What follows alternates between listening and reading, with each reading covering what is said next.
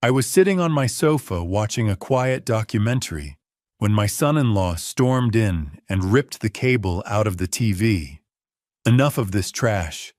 In this house we watch intelligent things. What hurt more wasn't his words. It was my daughter standing behind him. After 18 months living under my roof, she didn't defend me. She avoided my eyes and nodded in agreement with her husband. I said nothing. I quietly went upstairs. That night I made a decision. The next morning when they went to work, I called someone to my house, someone who would change everything. When they came back, they screamed and pounded on the door without stopping.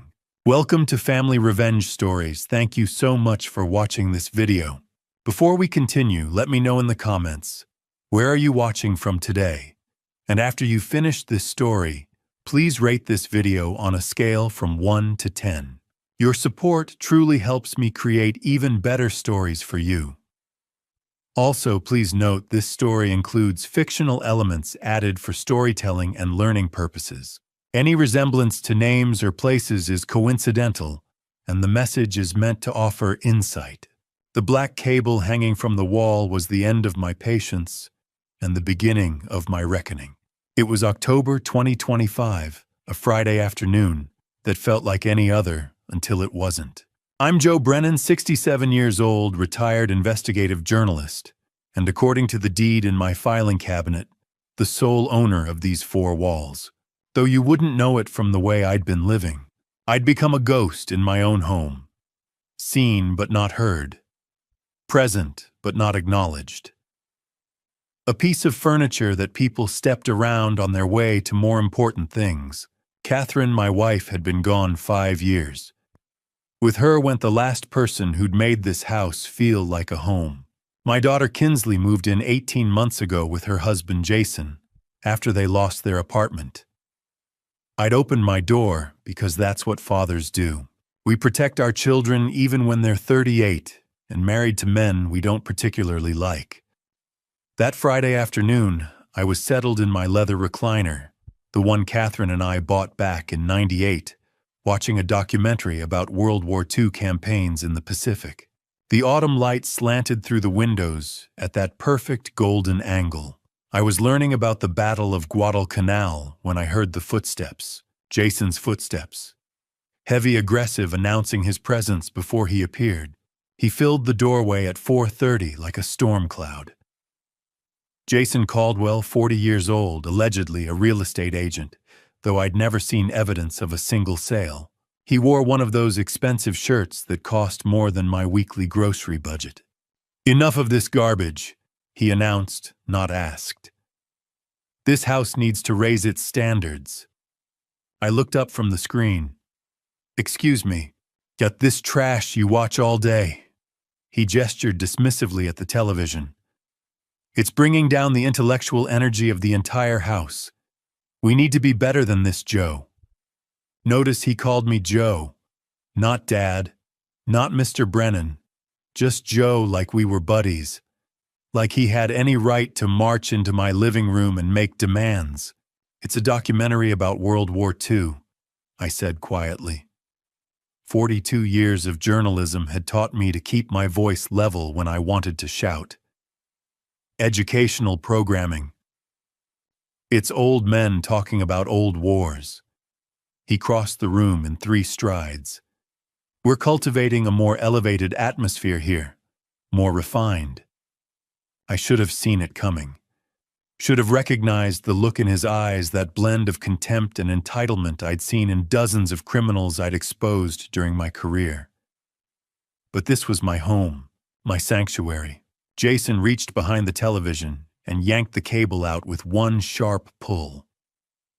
The plastic connector cracked. The screen dissolved into static, then darkness. The documentary narrator's voice, mid-sentence about Marine sacrifices, was cut off as abruptly as if I'd been the one to die. "Whoa there," he said, holding up the severed cable like a trophy. "That's better. Now maybe you can spend your time on something worthwhile instead of rotting your brain." I sat frozen, the remote still in my hand. Useless now. A piece of plastic pointing at a dead screen. We'll discuss more appropriate entertainment options at dinner. He called over his shoulder, already walking away. Kinsley and I have some ideas about bringing this household into the 21st century. The front door opened at 6:15. Kinsley's car, her footsteps on the porch, tired, careful, like someone who'd spent 12 hours on her feet at the hospital. She was a nurse. A good one. I heard her bag hit the floor, heard her greeting to Jason in the kitchen, heard the low murmur of his voice, undoubtedly spinning the cable incident to make himself the hero. She appeared in the doorway 5 minutes later, still in her scrubs. "Hey, Dad." The word felt mechanical. A social obligation rather than connection. "Hi, sweetheart," I replied, and I meant it. Despite everything. She looked at the dark television, at the severed cable on the table, then at me. I waited. Waited for her to ask what happened. Waited for her to defend me. Waited for some sign that the girl I'd raised, the one who'd stood up to bullies in 3rd grade, was still in there. "Dad," she said, disappointment heavy in her voice. "Mom would be ashamed of how you spend your time. Jason's right about the intellectual energy in this house. We all need to do better."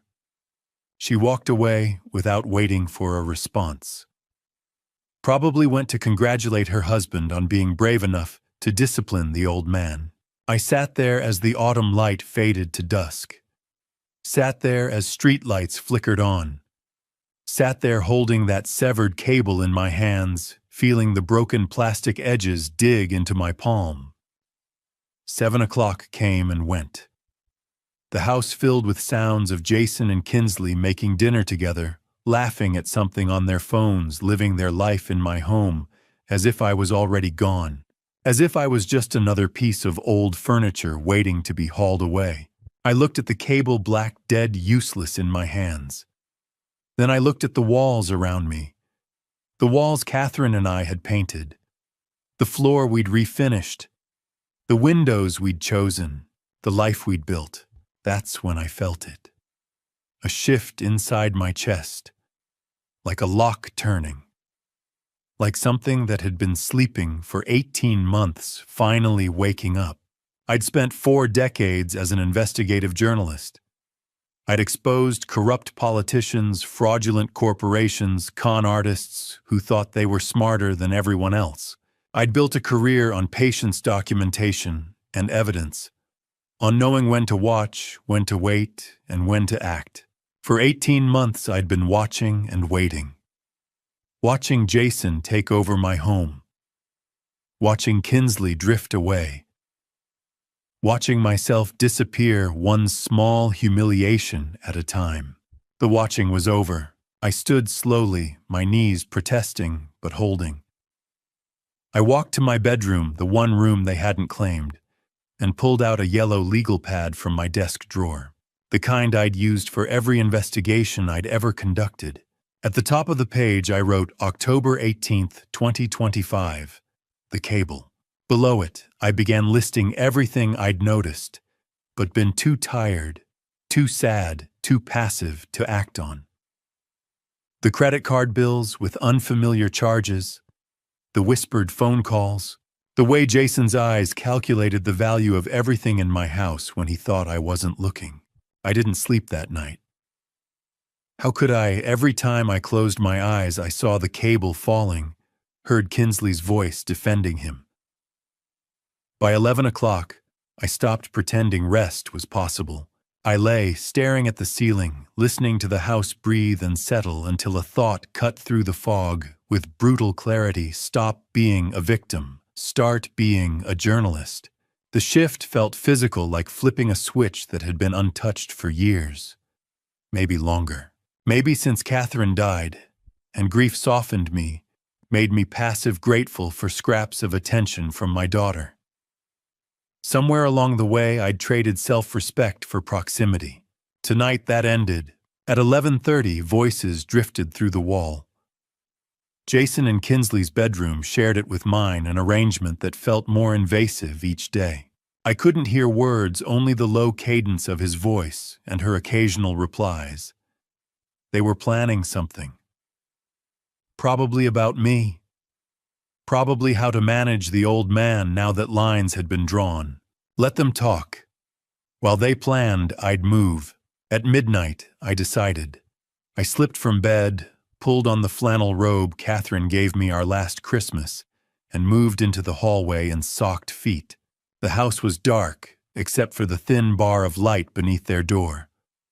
I paused, listening. Silence. Either asleep or occupied in ways I refused to imagine. I moved like I hadn't in years, slow and deliberate, rediscovering instincts forged on stakeouts and late-night investigations. Weight balanced, floorboards memorized, patience overriding urgency. Funny how the body remembers. My old study now. Jason's office sat at the end of the hall. The door wasn't locked. Why would it be? In Jason's world, I was harmless. A pensioner who watched television and complained quietly. Someone you could sideline while absorbing his life. His home, his authority. I turned the handle at 1 a.m. The room no longer smelled like books and polish. It stank of cologne and energy drinks. My desk was buried under fast food wrappers and scattered papers, and there, faintly glowing in sleep mode, sat his laptop. I sat in my chair and touched the trackpad. The screen lit instantly. No password, no hesitation. I almost laughed. For 42 years, I'd been an investigative journalist. I'd exposed corruption, fraud, and men who mistook power for immunity. I'd done it with discipline and evidence. And here sat Jason Caldwell, convinced I was too broken to notice anything. How had I missed it? Grief, loneliness, fear of losing my daughter. I'd swallowed indignities to keep family close. I'd paid with my dignity. That debt came due tonight. I began with browser history, luxury brands, restaurants I couldn't afford, then email, everything logged in, banking apps, texts synced. The arrogance was staggering. I took out my phone and photographed everything methodically. My hands were steady. This wasn't anger. It was clarity. Muscle memory. At 2 a.m, I found the credit card statements. My credit card, the one I hadn't used in months. The one meant for emergencies, buried in my wallet. According to these statements, I'd been living extravagantly. $900 dinners, $3,000 shopping sprees, spa charges labeled luxury wellness, electronics I'd never seen, a weekend resort bill I couldn't pronounce. The charges spanned 6 months. Statement after statement. Each signature close to mine but wrong. Close enough for a glance. Not close enough to fool a man who'd signed his name for 67 years. $47,000. In half a year, my son-in-law had stolen $47,000, and he documented it all. I photographed every page, every forged signature, every absurd charge.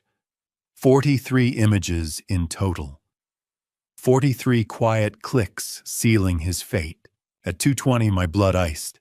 A door opened, footsteps, Jason heading to the bathroom. I closed everything. Returned the desktop exactly as I found it, eased the laptop into sleep mode.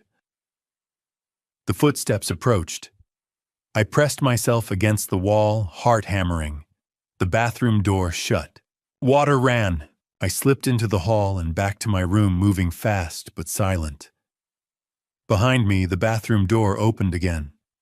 Jason padded past. I closed my door and sat on the bed. At 2:30, phone clenched, adrenaline finally catching up. I waited until I was certain he'd gone back to sleep. My hands shook now, but the evidence was safe. The fraud wasn't the worst thing on that laptop. I'd glimpsed emails with subject lines that turned my stomach. Those would wait. I'd risked enough. I scrolled through the photos once more. Clear, legible, damning. For decades, I'd chased truth. Tonight, the truth had come to me. I should have slept. The credit card evidence was enough. But at 2:30 in the morning, sitting on my bed with my phone, my thumb kept scrolling through the photographs. That's when I saw it. An email thread I'd captured almost by accident. Subject line, Re Joseph Brennan, long-term care options. My stomach dropped. I enlarged the image. The exchange was between Jason and someone named Susan Whitfield, senior living consultant at Sunrise Meadows Memory Care Facility. Memory care. They thought I needed memory care. The first email was dated August 15th, 3 months ago. Jason's message was brief. Hi, Susan. Thanks for taking my call yesterday. I'm looking into options for placing an elderly relative. He's becoming increasingly difficult to manage at home. What's the process for admission? Elderly relative. Difficult to manage. As if I was a problem to be solved rather than the man who owned the house he was living in. Susan's response came 3 days later, professional and sympathetic. We understand how challenging it can be when a family member shows signs of cognitive decline. Our facilities require documented evidence of such decline, as well as family consensus regarding professional care. We need medical assessments, proof of inability to maintain independent living, and either the patient's consent or legal power of attorney. I was 67 and sharper than I'd been at 40, but Jason was building a case that I was losing my mind. The September 10th email made my hands shake. Jason wrote, "The old man is stubborn but showing signs. Confusion about dates, repeating himself, occasional disorientation. My wife agrees he needs professional care. We're both concerned about his safety. What documentation would you need from us? Lies." Every word was lies. I'd never been confused or disoriented.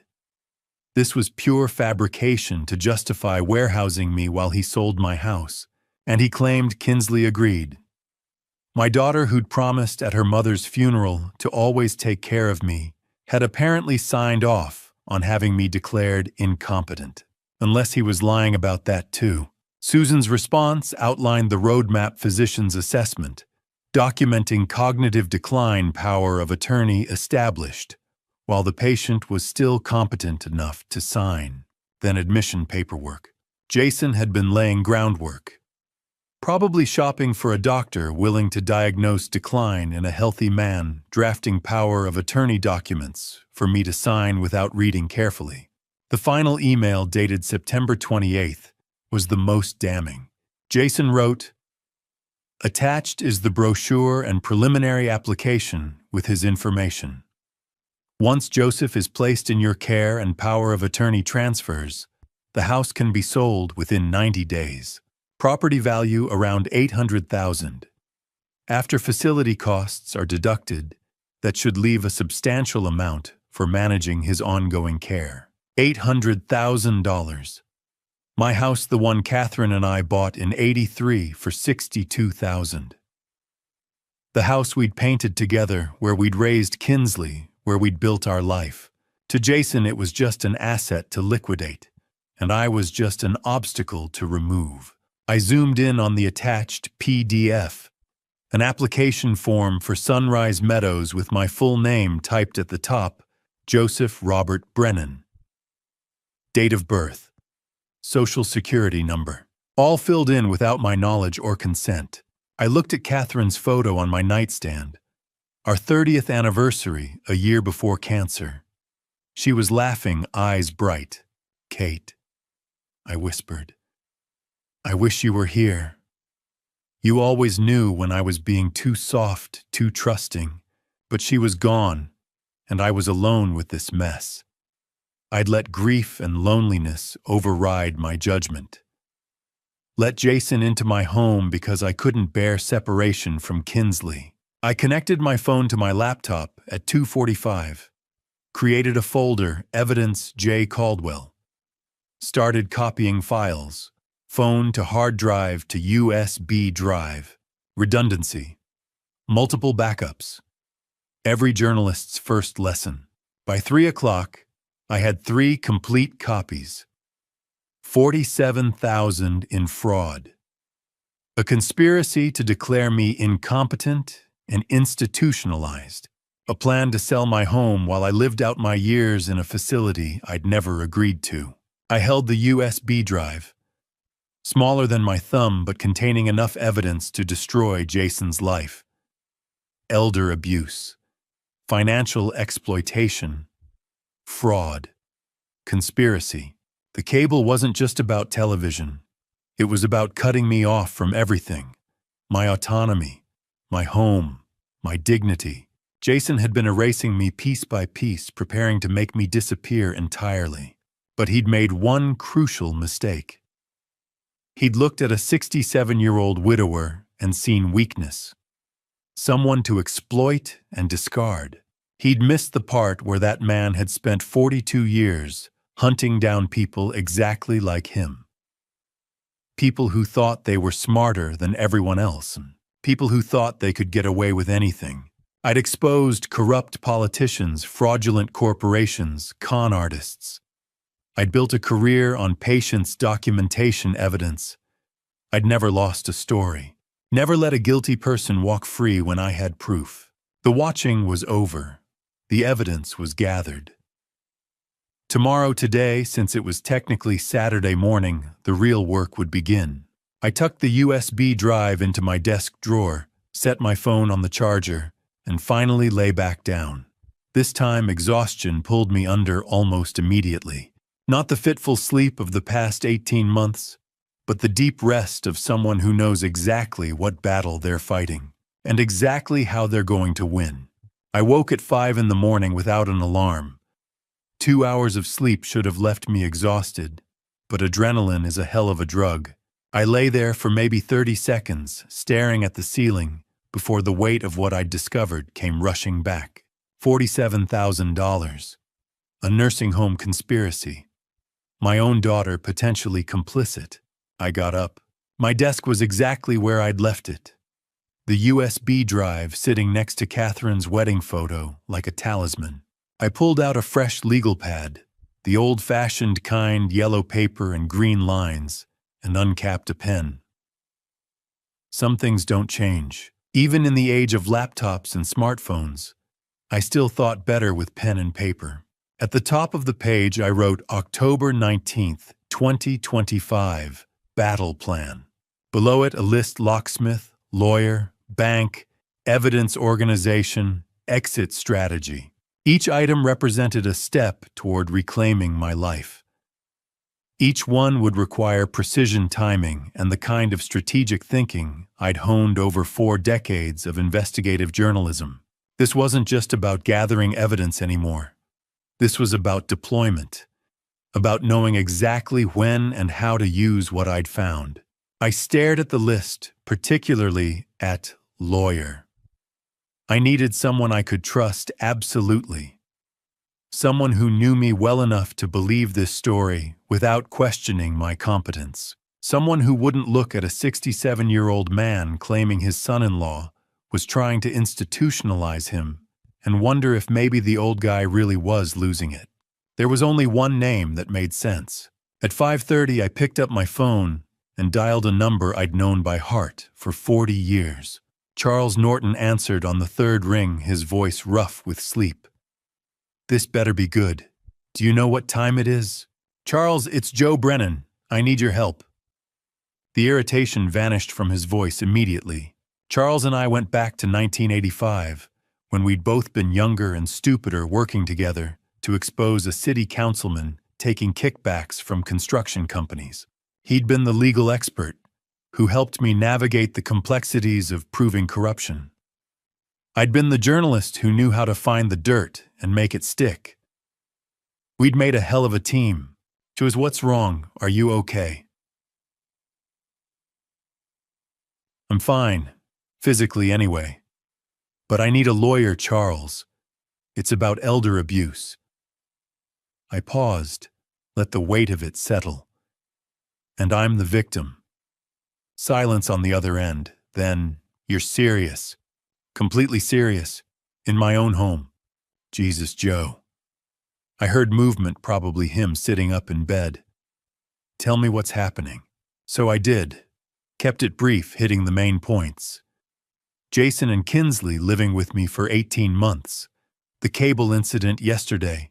My overnight investigation. The credit card fraud, $47,000 over 6 months. The emails about putting me in memory care. The plan to sell my house. Charles listened without interrupting his breathing, the only sound that told me he was still there. When I finished, the silence stretched long enough that I thought the call might have dropped. "Hello, Charles. I'm here. I'm just..." He exhaled hard. "Joe, this is serious. Elder financial abuse, identity theft, conspiracy to commit fraud. If what you're telling me is accurate, if you have the documentation, Jason could face 5 to 10 years in prison. I have the documentation. Photos of everything. Credit card statements, emails, the whole conspiracy laid out in his own words." "And your daughter Kinsley, what's her involvement?" That question hurt more than any of the others. "I don't know. Jason claims she agrees I need professional care. Whether that's true or whether he's manipulating her too, I can't tell yet." "Okay." Charles's voice shifted into professional mode, the tone I remembered from 30 years of working together. "First thing, don't confront them. Not yet. We need to secure everything legally. Can you meet Monday morning, my office, 9 o'clock? "I'll be there." "Good. Between now and then, I need you to do a few things. Make copies of everything, multiple copies. Cloud storage, physical drives, whatever you can. Send me a set via encrypted email. And Joe, don't delete anything from his laptop. Don't move anything. We want to preserve the evidence chain.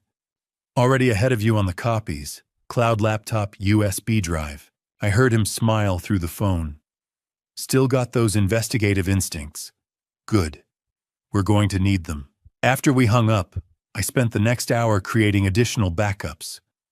Uploaded everything to my secure cloud storage. Made a second USB drive and put it in a different location. Sent Charles an encrypted file with the most damaging evidence. Every step was methodical, careful, exactly how I'd handled sensitive documents during my journalism career. By 7 o'clock, I had 6 complete copies of evidence stored in different locations. Redundancy squared. Even if Jason somehow discovered what I'd done and tried to destroy the originals, I'd still have everything I needed to bury him. I picked up the wedding photo from my desk. Catherine in her white dress, me in a rented tuxedo that didn't quite fit. 1982, a lifetime ago. She'd been 26, I'd been 39. People had said we were an odd match. Her so young and full of life, me already set in my serious journalist ways. But she'd understood me in ways no one else ever had. "You always said I let people walk over me, Kate," I whispered to the photograph. "You'd get so frustrated when I'd rather avoid conflict than stand up for myself. Remember when my editor tried to kill that corruption story? You told me if I backed down, you'd never forgive me. I'd published that story. It had cost me 6 months of political warfare and nearly my job, but it had exposed the truth. And Catherine had been proud. So I backed down a lot after you left. Let Jason take over because fighting seemed too hard. Let Kinsley drift away because I was afraid of losing her completely. You'd be disappointed in me." I set the photo down gently. "But not anymore. Watch me fight, sweetheart. This one's for both of us." At 8 o'clock, I heard movement upstairs. Water running, footsteps. The sounds of Jason and Kinsley starting their Saturday morning, as if yesterday's cable incident had been nothing. As if they hadn't spent months plotting to rob me blind and lock me away. I sat at my desk, legal pad in front of me, evidence secured in multiple locations, lawyer-consulted strategy forming. Jason thought he was dealing with a confused old man, a non-threat, someone who could be pushed around and eventually erased. By Monday morning, he was going to learn exactly how wrong he'd been. I'd spent 42 years taking down people who thought they were untouchable. Jason Caldwell was just another name on a very long list, and I'd never failed to expose the truth yet. The sound of Jason's truck backing out of the driveway at 7:45 that Monday morning was different somehow. Sharper, more final. 5 minutes later, Kinsley's sedan followed her tires crunching over the fallen October leaves that carpeted our street. I watched from the upstairs window until both vehicles turned the corner and disappeared. Then I reached for my phone. Valdez locksmith Tony speaking. Tony, this is Joe Brennan over on Maple Drive. I need all my locks changed. Every entry point. Today. There was a brief pause on the line. Tony Valdez had been in business in our neighborhood for 30 years. He'd rekeyed my house back in 2003 when we'd lost a set of keys at the grocery store. Catherine had been with me that day, laughing about how we'd torn the car apart looking for them. How soon can you be here, Joe? 9 o'clock work for you? I'll be there. Standard deadbolts on all doors. Big high security. The best you've got. Another pause, shorter this time. Tony was a pro. He knew when not to ask questions. Got it. See you at 9. I hung up and looked at the clock. 1 hour and 15 minutes until the first lock turned. Until the first piece of my home became mine again. I spent that hour moving through the house like a ghost, cataloging everything that would soon be behind new locks. The front door where Jason had stood 2 nights ago with that black cable in his hand. The back door where he'd started parking his truck too close to mine, boxing me in. The garage door, the basement entrance. 4 points of entry. 4 places where they'd come and gone as they pleased, treating my home like it was already theirs. At 8:55, Tony's white van pulled into the driveway. I met him at the door before he could knock. Morning, Joe. He was carrying 2 heavy toolboxes and had a duffel bag slung over his shoulder. Professional. Efficient. Let's start with the front door, then work our way around, whatever you think is best. He set down his equipment and pulled out a drill. This won't take long. High-security deadbolts, thumb turn on the inside, keyed on the outside. You'll get 5 sets of keys for each lock. 5 sets. I hadn't thought about that. 5 sets meant control. 5 sets meant I could decide who got in and who stayed out. The drill bit into the old lock at 9:15. The sound cut through 18 months of silence, of tiptoeing around my own home, of pretending not to hear them in the next room planning my future. Metal shavings fell to the doorstep like snow. Tony worked with the ease of someone who'd done this 10,000 times, his hands steady and sure. There we go. The old deadbolt came free with a metallic scrape. This one's seen better days. I held it in my palm. It was warm from the friction of removal, the brass worn smooth in places. How many times had Jason's key turned this lock? How many times had they walked through my door without knocking, without asking, treating my threshold like it was theirs? Toss it, please. He dropped it into a bucket with a satisfying clang and reached for the new lock. This one was chrome, heavy, solid. When he installed it and handed me the first key, it felt like holding a piece of my dignity. Try it. I slid the key into the lock. It turned smooth as butter. Click. The bolt shot home. Click. It retracted. 4 times I tested it, feeling the precision of new mechanisms, the promise of security. Back door next. We moved through the house in silence. The drill sang its metallic song at the back entrance at 9:45. Same process. Old lock out, new lock in. Tony worked with the kind of efficiency that comes from decades of experience never wasting emotion. Garage at 10:15. Lead the way. By the time we reached the basement door at 10:45, I'd started to feel something I hadn't felt in 18 months. Not quite freedom yet. More like the possibility of freedom. Each new lock was a barrier, yes, but more than that, it was a choice. My choice. About who could enter my space and who couldn't. That's the last one. Tony wiped his hands on a rag and started gathering his tools. 4 high-security deadbolts, 20 keys total 5 sets for each door. Keep them separated, maybe give a set to someone you trust. I thought immediately of Charles Norton. 1 set for him, 1 for my safe deposit box, 1 hidden in the house, 1 in my car, 1 on my person. What do I owe you, Tony? He named a figure. I pulled out my wallet and added $200 bills on top. For the discretion, Tony looked at the extra money, then at me. Something passed across his face, understanding maybe, or recognition. He'd been in this business long enough to know that not all lock changes were about lost keys. You take care of yourself, Joe? He pocketed the cash and extended his hand. His grip was firm, solid, the handshake of a man who understood that some work was about more than just locks and keys. I walked him to the door, my door with my new lock, and watched his van pull away. Then I turned back to the empty house and tested each lock one more time. Front door, click. Back door, click. Garage, click.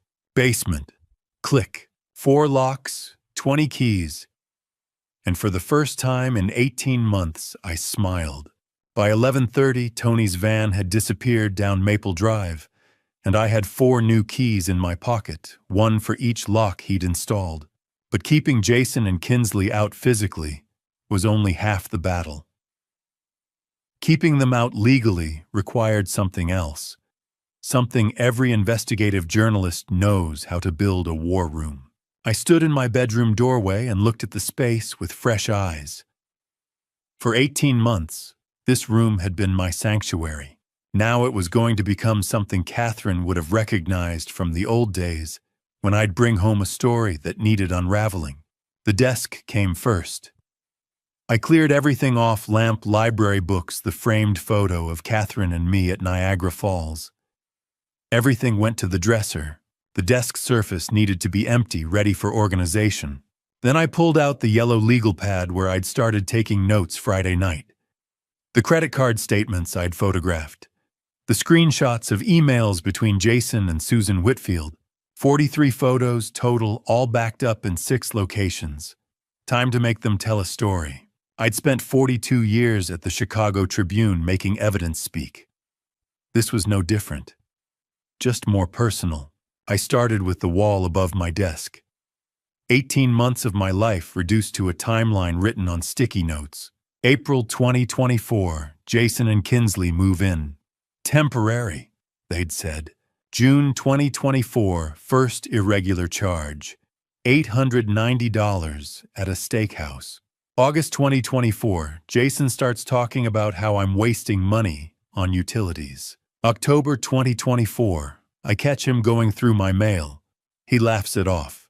February 2025, the nursing home emails begin. Jason to Susan Whitfield. Looking to arrange care for an elderly relative. September 2025. Susan sends the Sunrise Meadows brochure. Application filled out with my information, my signature forged. October 18th, 2025. Jason cuts the cable. October 21st, 2025. Tony installs new locks. I take my house back. I stepped back and looked at the wall. When you saw it laid out like that, the pattern was unmistakable. This wasn't a son-in-law who'd overstayed his welcome. This was a predator who'd been circling from the start. Next came the evidence categories. 3 folders, 3 colors. I'd learned this system covering the city corruption scandal back in 2009. Red folder, financial evidence. Credit card statements showing $47,000 in fraudulent charges. Screenshots of my forged signature compared to my real one. Bank records showing my checking account balance dropping from comfortable to concerning. Blue folder communication evidence. Every email between Jason and Susan Whitfield. The nursing home brochure. Text messages I'd photographed from Jason's phone last week. Messages to Kinsley about when the old man's out of the picture. Green folder witness statements. Barbara Peterson next door had seen Jason carry boxes from my basement back in July.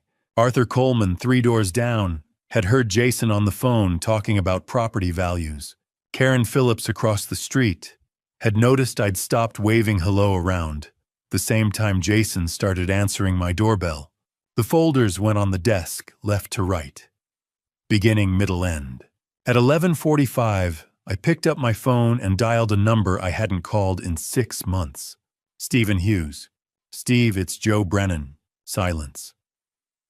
Then, Joe, haven't heard from you since spring. Everything okay? Stephen Hughes and I had worked together for 20 years at the Tribune. He'd moved to the Sun-Times in 2015, but we'd stayed in touch, the kind of friendship built on shared newsroom cynicism. I need a favor. Can you track down an address for me? Oh, what kind of address? The kind someone needs when they lose their apartment and have to find something cheap. Fast. Stephen knew better than to ask too many questions. Give me 2 hours. I'll text you. Thanks, Steve. I hung up and went back to the desk. One more piece to complete the war room. The summary. In journalism, we called it the nut graph, the paragraph that explained the whole story. I opened my laptop and started typing. The 5 W's. Who, what, when, where, why. Joseph Brennan, 67, retired investigative journalist, is the sole owner of a residential property valued at approximately $800,000. In April 2024, his daughter Kinsley Brennan and son-in-law Jason Caldwell moved into the residence under pretense of temporary housing. Over 18 months, Jason Caldwell engaged in systematic financial exploitation, including credit card fraud totaling $47,000, identity theft, and conspiracy to unlawfully commit the victim to a long-term care facility for the purpose of obtaining control of the property through fraudulent power of attorney. 3 sentences. Everything that mattered. By 2 o'clock, the war room was complete. Timeline on the wall. Evidence in folders. Summary report printed. I stood in the middle of my bedroom and felt something I hadn't felt since Friday afternoon. Control, not angry, desperate control. This was colder, more methodical. The control of a man who'd spent his career taking down people who thought they were untouchable. My phone buzzed. Text from Stephen found 3 possibilities. Oak Towers on 4th Street is closest and cheapest. Studio apartments. Month-to-month leases. I saved the address and looked at the war room one more time. Evidence collected. Timeline established. Witnesses identified.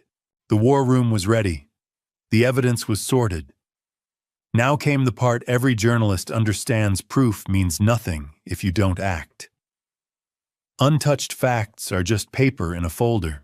At 2:30, I grabbed my car keys and drove to Community First Bank on Oakwood Avenue. The same branch where Catherine and I opened our first joint account in 1983. The same place that had handled my Tribune paychecks for 42 years. The same tellers who knew us by name and sent flowers when Catherine died. Now I was here to tell them my own family had been stealing from me. The lobby was calm for a Monday afternoon. 2 tellers behind the counter. An elderly couple speaking quietly at the mortgage desk. Fluorescent lights humming overhead. I approached the reception desk, where a young woman wearing a name tag that read Jessica looked up. "I need to speak with a branch manager," I said. "Do you have an appointment, sir?" "No. It's about fraud on my account." It's urgent. Her expression changed instantly. Please have a seat. I'll check if Ms. Foster is available. I sat in the waiting area with the red folder resting on my lap. Through the glass walls, I could see Linda Foster inside her office phone pressed to her ear. Mid-50s dark hair pulled back, posture sharp with decades of banking experience. She glanced up, recognized me, and nodded. 10 minutes later, Jessica led me inside. Mr. Brennan. Linda stood and shook my hand firmly. Jessica mentioned fraud. Please sit. I placed the red folder between us. Ms. Foster, I need to report identity theft and credit card fraud. I'm the victim. Her eyebrows lifted slightly. When did you discover the activity? Friday night. But it's been happening for 6 months. I opened the folder. Credit card statements with highlighted charges. Signature comparisons. Screenshots showing luxury purchases I never made. Linda leaned forward, scanning each page. When she reached the signature comparison, her mouth tightened. Mr. Brennan, she said quietly, this totals $47,000. Yes, and you only discovered this recently. I trusted the wrong person.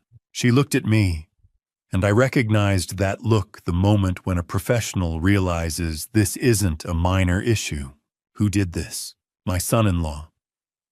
He intercepted my mail, forged my signature, and used my credit card without permission. She exhaled slowly and reached for her phone. This qualifies as elder financial abuse. It's a serious crime. I know. I covered financial crimes for the Chicago Tribune. Something shifted in her expression. Recognition, maybe respect. She dialed an internal number. This is Linda Foster, Oakwood branch. I need fraud services for identity theft and unauthorized use. Amount approximately $47,000 over 6 months.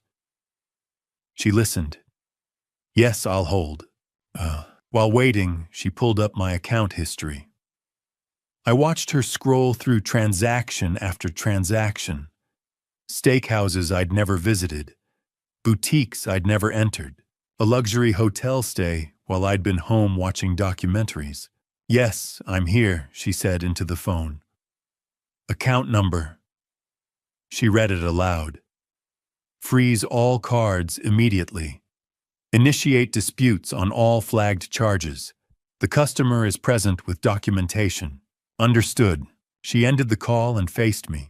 Your card is frozen as of now. No purchases can be made. We're also placing enhanced fraud protection on your account.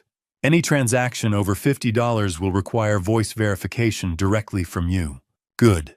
I'll also give you documentation for law enforcement and legal counsel. She glanced at the folder. Do you have an attorney? Charles Norton. Her lips curved slightly. Charlie Norton, I know him. You're in good hands. She spent the next 20 minutes generating reports, completing affidavits, and creating a formal trail. Each time I signed my name, my real signature, I felt a measure of control return. Mr. Brennan, she said carefully, does your daughter know what her husband has been doing? The question hit harder than any number on those statements. I don't know, I said, but I'm going to find out. She organized the paperwork and handed me a final folder. This confirms the fraud report, case number, disputed amount, date filed. Keep copies. I always do. She smiled faintly. Journalist habit. Something like that. She walked me to the door. I'm sorry this happened. No one should have to defend themselves from family. No, I agreed. They shouldn't. I left the bank at 4 o'clock, with the fraud confirmation in hand and $47,000 officially frozen. The October sun slanted low across the parking lot, shadows stretching long. In less than 2 hours, Jason and Kinsley would come home. They'd pull into the driveway like every Monday. Jason would reach for his key, and it wouldn't work. I drove home with the fraud report on the passenger seat, ready for what came next. The house was quiet when I walked through the front door at 4:30. The new lock turned smoothly under my key now not theirs. I set the bank's fraud confirmation letter on the kitchen counter, and looked at the clock on the microwave. Jason and Kinsley usually got home between 6 and 6:30. That gave me 2 hours. I climbed the stairs to the bedroom they'd been using. My old home office, the one Catherine had helped me paint a soft gray back in 2012. The door was open. I stood in the doorway for a moment, looking at how they'd rearranged it. Their bed where my desk used to be. Jason's suits hanging in the closet where I'd kept my file cabinets. Kinsley's nursing scrubs draped over the chair. 18 months ago, I'd helped them carry boxes up these stairs. "Just temporary," Kinsley had said, hugging me. "We'll be out of your hair before you know it, Dad." I walked to the closet and pulled out 4 large suitcases. Blue hard-shell Samsonites. I'd bought them for Kinsley last Christmas when she'd mentioned wanting to take a vacation. She'd never used them. The irony wasn't lost on me. I started with Jason's side of the closet. Suits came off hangers and went into the first suitcase. No folding, no care. Just removal. Gray suit, navy suit. The expensive charcoal one he'd worn to some real estate conference in August, probably paid for with my stolen credit card. Shoes went next. Dress shoes, sneakers, the Italian leather loafers that cost $600, according to the statement Linda Foster had shown me. Into the suitcase. All of it. His toiletries from the bathroom. Electric razor, cologne, hair gel. The laptop charger he always left plugged in by the bed. I unplugged it and coiled it loosely, dropping it on top of the suits. The first suitcase filled fast. I zipped it closed and moved to the second one. Kinsley's side of the closet was harder. I reached for a hanger and stopped. The cream-colored cardigan she'd worn last Christmas morning. We'd made pancakes together, me, Jason. Catherine's recipe. Kinsley had laughed at something, and for a moment it had felt like family again. Like maybe having them here wasn't so bad after all. I folded the cardigan carefully and placed it in the suitcase. Her nursing scrubs, her sneakers, the collection of scarves she kept organized by color, her hairbrush from the dresser. Each item felt heavier than it should have. I opened her nightstand drawer to pack whatever was inside and found a photograph. 5x7 in a silver frame I'd given her when she graduated high school. Kinsley, at 5 years old, gap-toothed smile, clutching the teddy bear I'd won for her at the county fair. She'd named it Mr. Buttons. Slept with it every night until she was 12. I sat down on the edge of the bed, holding the photo.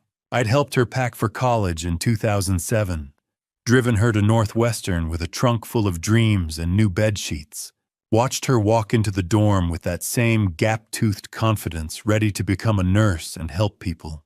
18 years later, I was packing her belongings to put her out of my house. The weight of it settled in my chest. Not anger, something else. Something that felt like grief. I loved my daughter more than life itself. I'd have given her anything. I had given her everything. This house, my trust, 18 months of benefit of the doubt. But I couldn't let that love destroy me. Not anymore. I placed the photo face down in the suitcase and kept packing. The second suitcase filled. Then the third. By the time I zipped the fourth one closed, my hands were shaking. Not from weakness, from the finality of it. Getting the suitcases downstairs was harder than I'd expected. 67-year-old legs don't handle 4 trips up and down with 50-pound loads the way they used to. But adrenaline is a hell of a drug, and I was running on more than adrenaline. I was running on 42 years of finding truth and 18 months of living with lies. I dragged each suitcase to the front door and lined them up. 4 blue Samsonites standing in a row like soldiers awaiting orders. Everything Jason and Kinsley had brought into this house packed and ready to leave it. The clock in the hallway read 5:28. I walked to the living room and sat in the armchair, the one Catherine had loved, the one that faced the front window. From here I could see the driveway. I could see when they pulled in, When Jason tried his key and realized it didn't work. When they saw the suitcases. I thought about the war room upstairs. The timeline on the wall. The evidence in folders. The fraud report from the bank in the kitchen. Charles Norton's office tomorrow morning at 9. I thought about the black cable lying in the box of old electronics in the basement. The cable that had changed everything. And I thought about Kinsley, my daughter. The gap-toothed 5-year-old who'd believed I could do anything. The 38-year-old woman who'd stood in this living room 3 nights ago and taken her husband's side while he humiliated me.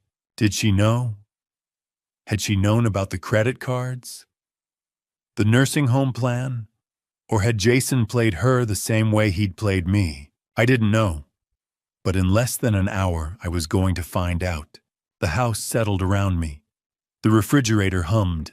The October sun slanted lower through the windows, casting long shadows across the hardwood floors. Catherine and I had refinished together in 1998. I sat in the armchair and watched the driveway, and I waited. The wait ended at exactly 6:07. I heard Jason's truck first, that aggressive rumble he thought made him sound successful. Then Kinsley's sedan, quieter, pulling in right behind.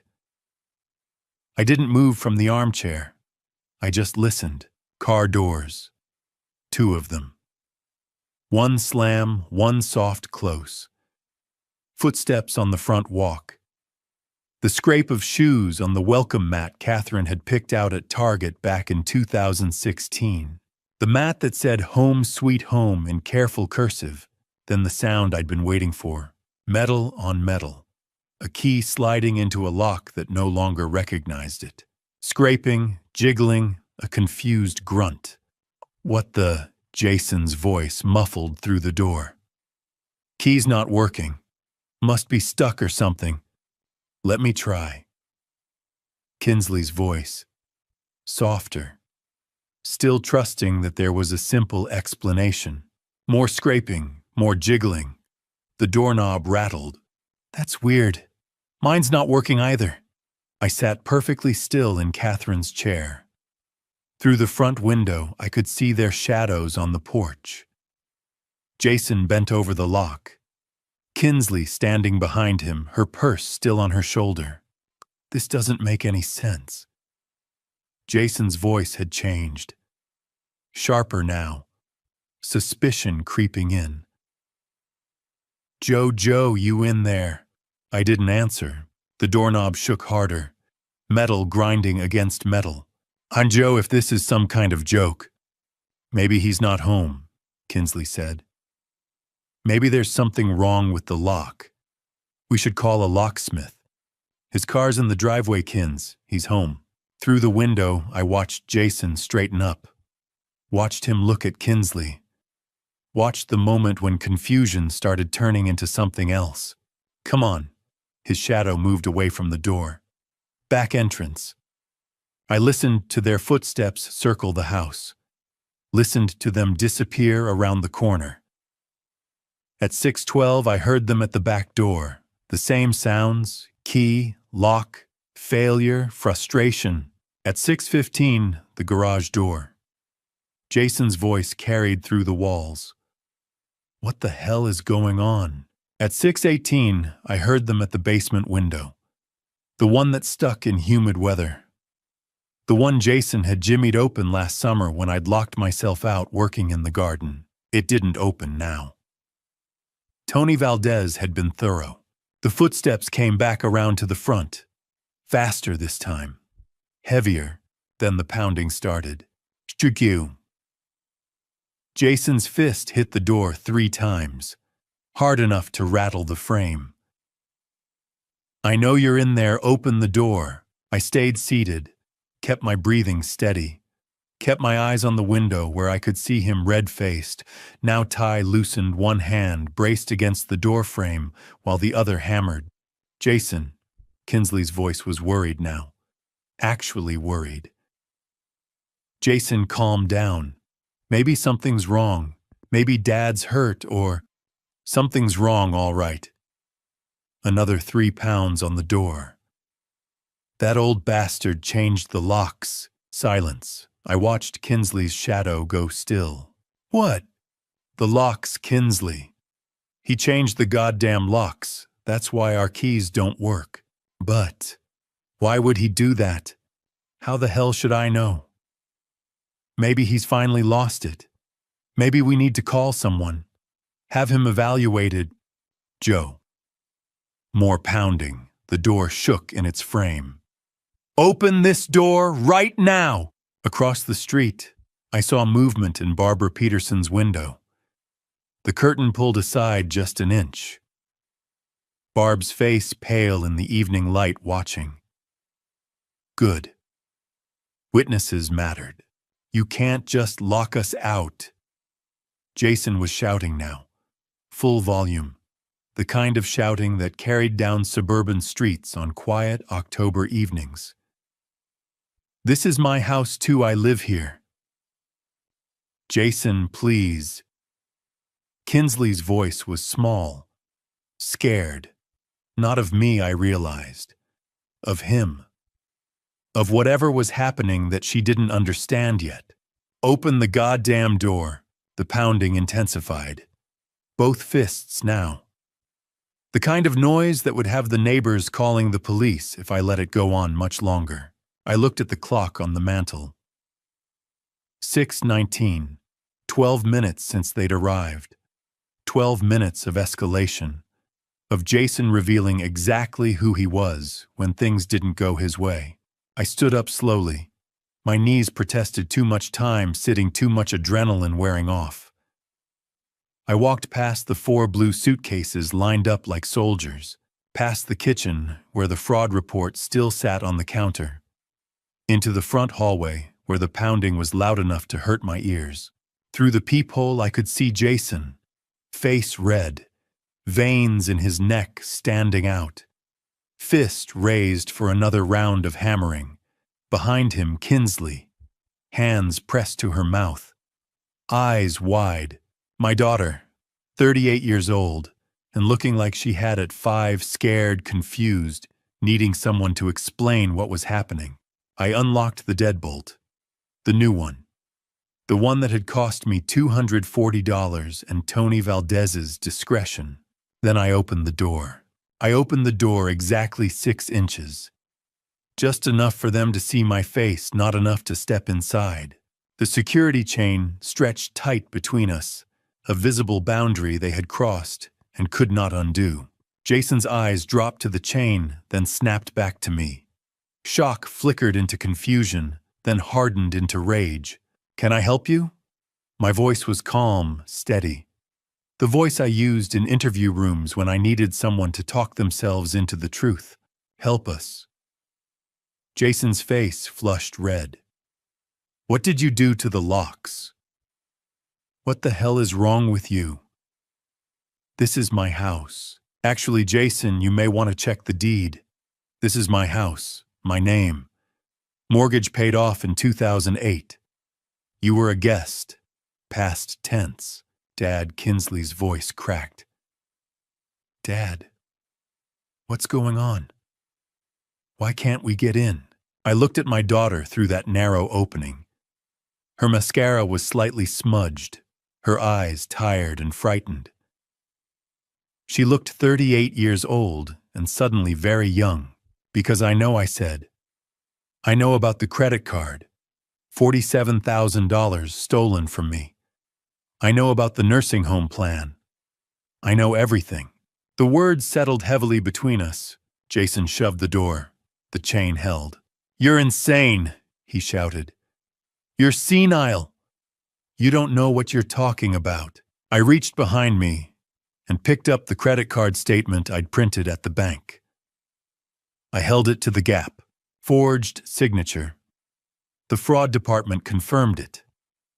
Would you like to see the report? Kinsley, Jason said quickly, softening his tone. Don't listen to him. He's confused. He's old. He's connecting things that aren't real. I was a journalist for 42 years, I said. I know how to document evidence. I know how to build a case. I raised the printed emails. I have your correspondence with Sunrise Meadows, applications with my information already filled in, a timeline for selling my house once you had me committed. Kinsley's face drained of color. She turned slowly toward her husband. Dad? Her voice trembled. Is this true?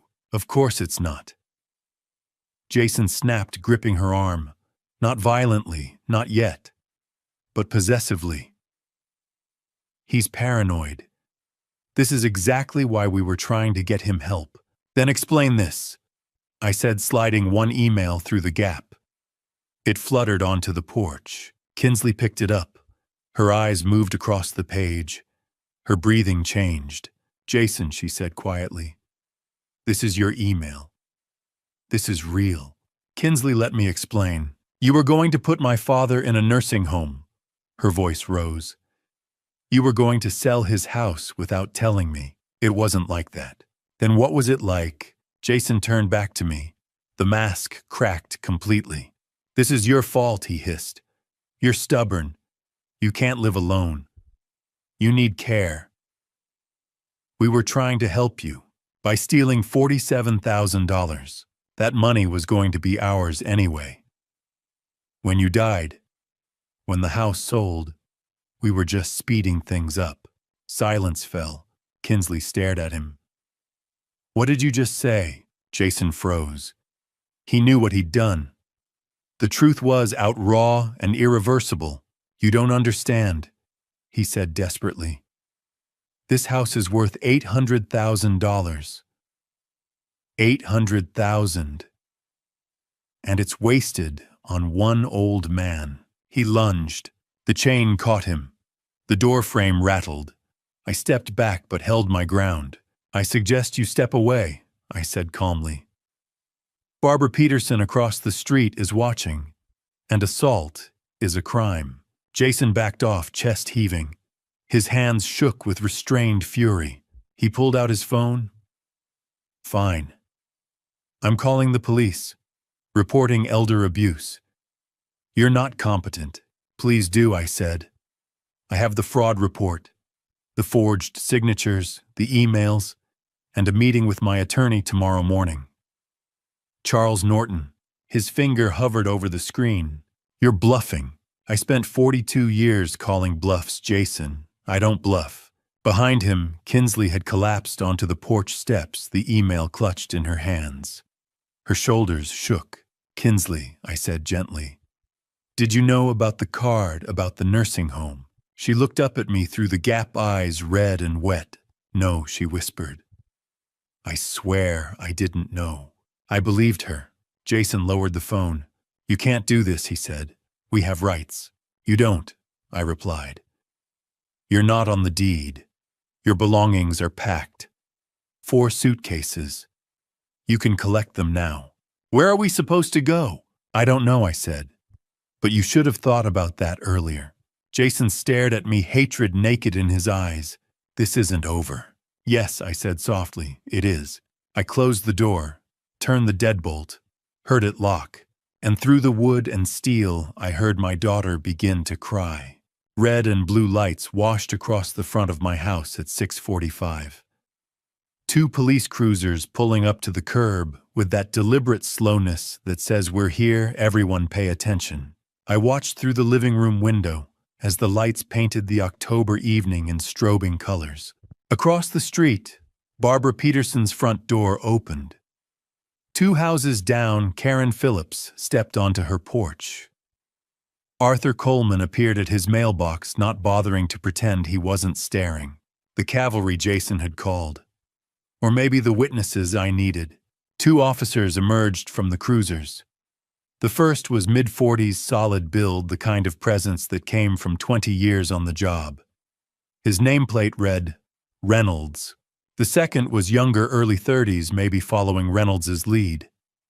Davis. Jason met them halfway up the walk, his voice carrying in the evening quiet. Officers, thank God you're here. He pointed at the house. At me, still visible through the window. My father-in-law, he's having some kind of episode. He's locked us out of the house. Our own home. He's acting completely erratic. We're worried for his safety. He might be having a stroke or, I don't know. Maybe dementia finally. Behind him, Kinsley stood on the sidewalk, arms wrapped around herself. Her face was blotchy from crying. When she spoke, her voice shook. He's not usually like this. Dad's always been so normal. I don't understand what's happening anymore. Officer Reynolds held up one hand. Everyone just calm down. Let's take this one step at a time. He looked at Jason, then at Kinsley, then at the house. Sir, you're saying this is your father-in-law's residence.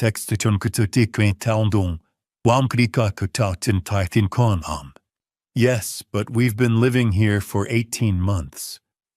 We're family. We have rights. And is he the homeowner, legal owner? Jason hesitated. Just a fraction of a second. Well, yes, technically, but then let's start there. Reynolds walked up to the front door, knocked, professional, firm. Sir, police, can you come to the door, please? I was already there, standing behind the door I'd closed 15 minutes ago. I opened it, the same 6 inches chain still engaged. Officer Reynolds, yes, sir.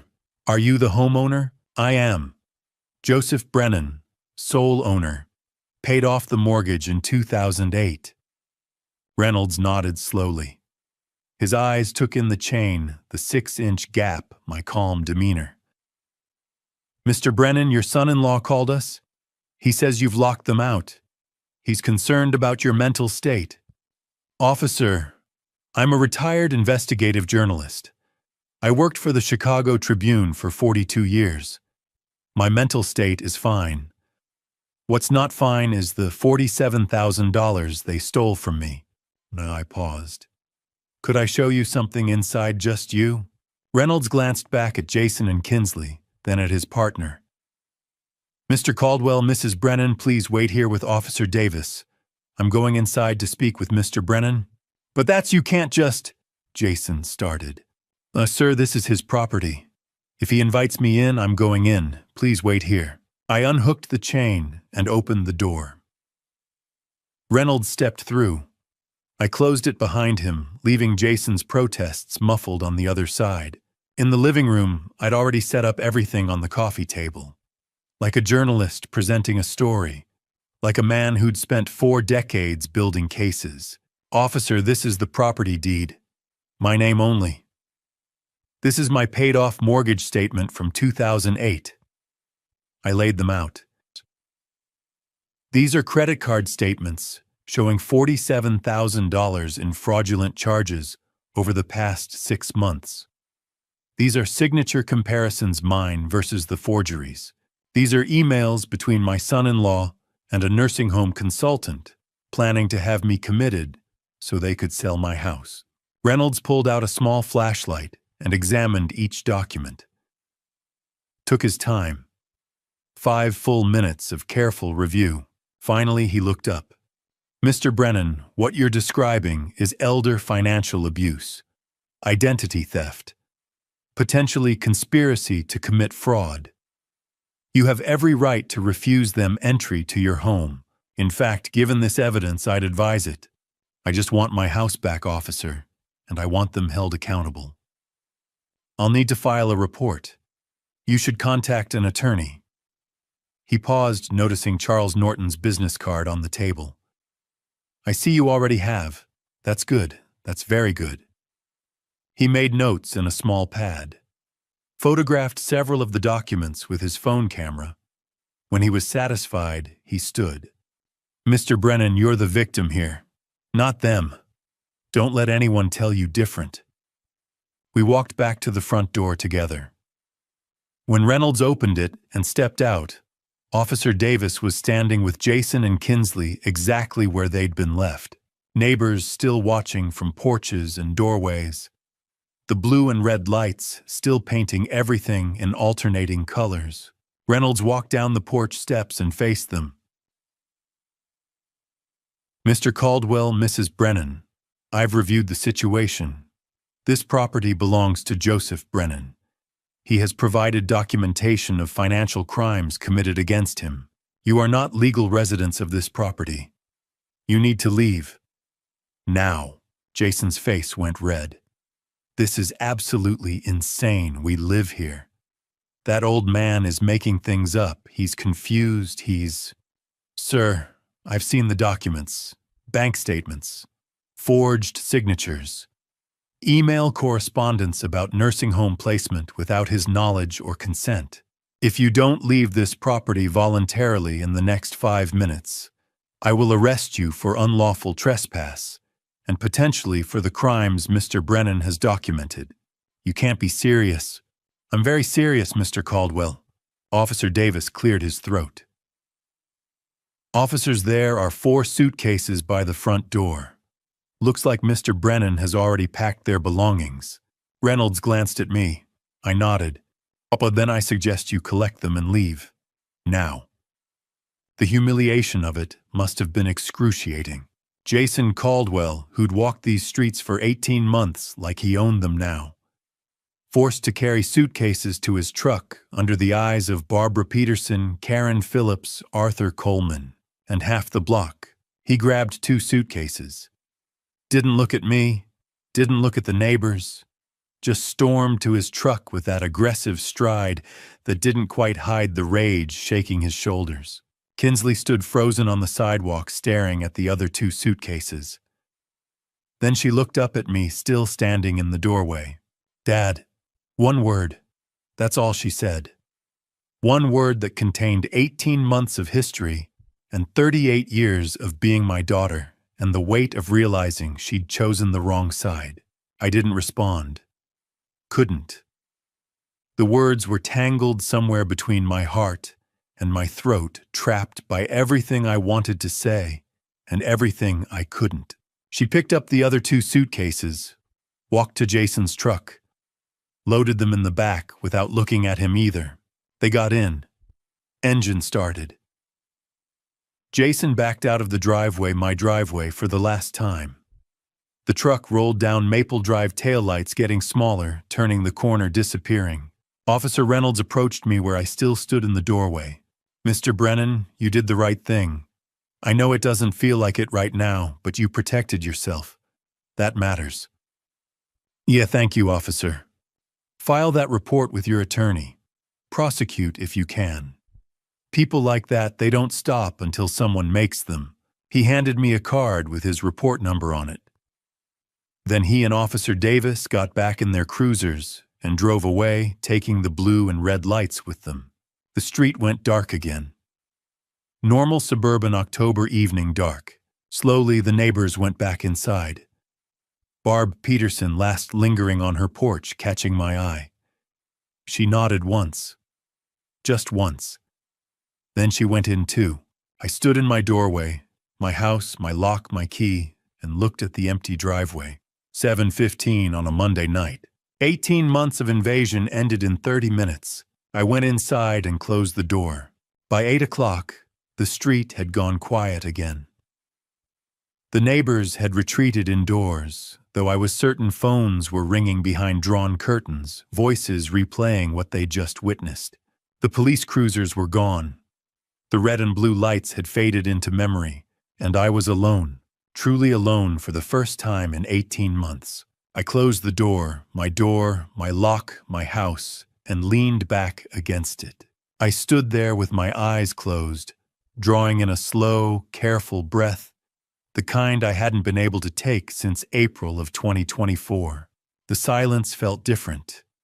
Not the tense silence of watching my words, wondering if Jason would be in one of his moods, or if Kinsley would give me that look that said, "Let it go, Dad." This silence had weight, but it didn't crush me. It belonged to me. I walked through the house slowly. The living room first. The armchair where I'd sat earlier waiting for them to come home. The coffee table where I'd laid out evidence for Officer Reynolds less than an hour ago. Everything was still. Everything intact. The kitchen came next. Jason's coffee mug sat in the sink, the expensive ceramic one with a smug quote about success. I washed it, dried it, and put it in the cabinet. Tomorrow I'd donate it. Tonight I just needed it gone. His shoes waited by the back door. Size 11 Nikes, barely worn. I picked them up, slid them into a plastic bag, and set them aside. His jacket hung over a dining chair. Navy blue. Real estate logo stitched over the chest. I folded it and added it to the pile. Each item I cleared felt like reclaiming territory, like planting a flag on ground that had been occupied too long. This space is mine again. At 8:30, I opened the refrigerator and really looked inside. For months, I'd eaten whatever was quickest, whatever caused the least friction. Tonight, I pulled out pasta butter garlic. Simple. The kind of meal Catherine used to make when neither of us felt like fussing. I boiled water, minced garlic, melted butter in a pan. The smell filled the kitchen, warm and familiar, and for the first time since they'd moved in, the house smelled like my cooking. I sat at the dining table instead of standing at the counter. No television, no conversation. Just the sound of my fork against the plate and the steady hum of the refrigerator. Peaceful, that was the word. But peace invites memory. I thought about Kinsley, about the way she'd looked at me on the sidewalk when she said Dad. One word carrying 18 months of confusion and 38 years of being my daughter. Did she know about the nursing home plan, about the credit cards? Or had she been fooled too, manipulated by a man skilled at control? The doubt crept in quietly. What if she truly didn't know? What if I'd destroyed my relationship with my daughter over something done without her consent? Then I remembered she'd defended him every time. When he took over my mail, when he spoke to me like a child, when he made me feel like a guest in my own home. She'd told me I was overreacting, that I was sensitive, that he meant well. She had chosen him, repeatedly. At 9, I called Charles Norton. He answered quickly. Joe, I was waiting to hear from you. The police came. Officer Reynolds reviewed everything, told them to leave. They're gone. That's good, he said. How are you holding up? I don't know yet. That's honest. Listen, you did everything right. But you need to prepare yourself. Jason won't accept this quietly. I know. Stay in your house, but be careful. Lock your doors. Call me if anything happens. I will. We'll meet tomorrow at 9. We'll start the legal process. Restraining order, civil suit, possibly criminal charges. See you then. After I hung up, the house felt larger, quieter. The old clock Catherine bought in 1994 ticked steadily on the mantel. At 10, I turned on the news. Watched stories that had nothing to do with me. Tried not to imagine where Kinsley and Jason were sleeping. My eyes drifted to a photograph on the side table. Catherine, 45, smiling in our backyard. 2002. Healthy. Happy. Did I do the right thing? I asked the empty room. Did I choose survival over our daughter's happiness? The photo didn't answer. Memory did. Catherine in the hospital, October 2020. Frail but sharp-eyed. She'd squeezed my hand and made me promise. Take care of Kinsley, she whispered. I will. But Joe, she'd said, tightening her grip. Promise you'll take care of yourself too. Don't let anyone make you small, I'd promised. 3 days later, she was gone. 5 years later, I'd finally kept both promises. At 11, I went upstairs. Brushed my teeth in a bathroom free of Jason's cologne. Slid into my bed, and pulled the covers close. The house creaked in familiar places. The October wind brushed the windows. Tomorrow would bring lawyers, judgment, and consequences.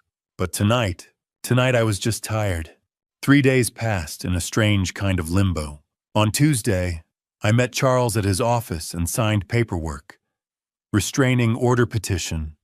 fraud declarations, civil suit preparation. My signature, my real signature, went on document after document, while Charles explained timelines in that calm attorney voice that made everything sound survivable. On Wednesday, I called a glazier to replace the front window, the one where the cable had hung. I told him I'd broken it while moving furniture, a small lie, but easier than explaining I needed to erase the reminder.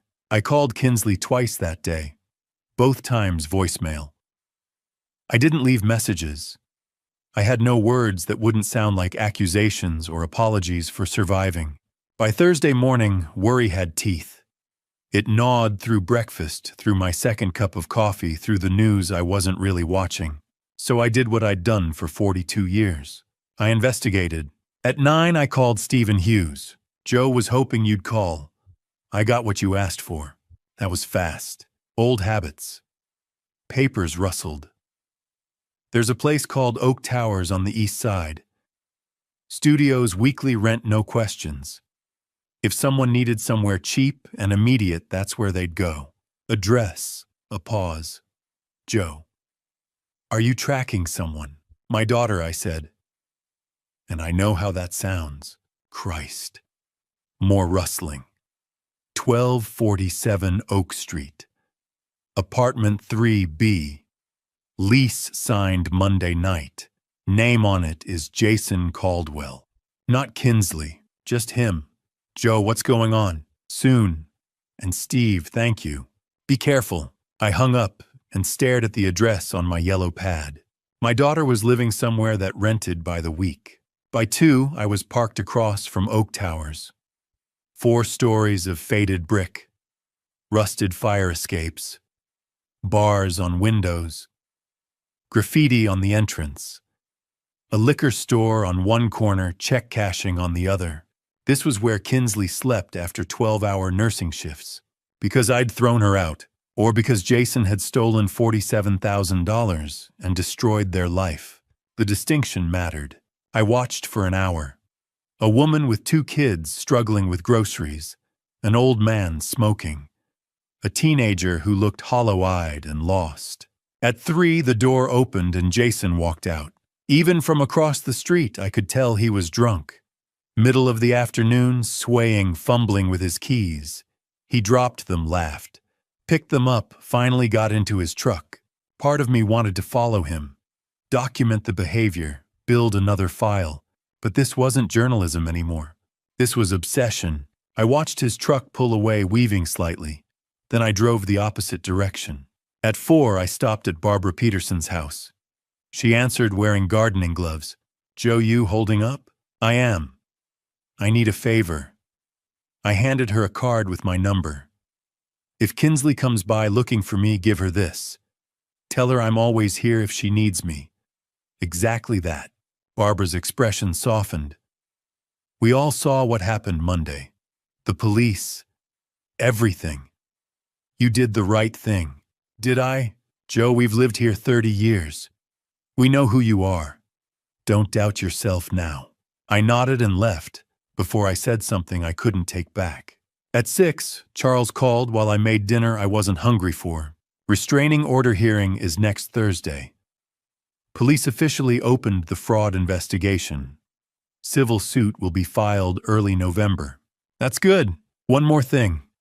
I tried reaching your daughter. She hasn't responded. She's not answering me either. How are you handling that? I'm giving her space. She needs to see who Jason really is on her own. And if she doesn't, then I accept I protected myself and told the truth. The rest is her choice. Charles was quiet. That's healthy, Joe. But it still hurts. Yes. By 10, I sat in the living room, with the TV muted decaf, cooling untouched phone face up on the table like it might ring if I stared hard enough. It didn't. I thought about Kinsley in that apartment.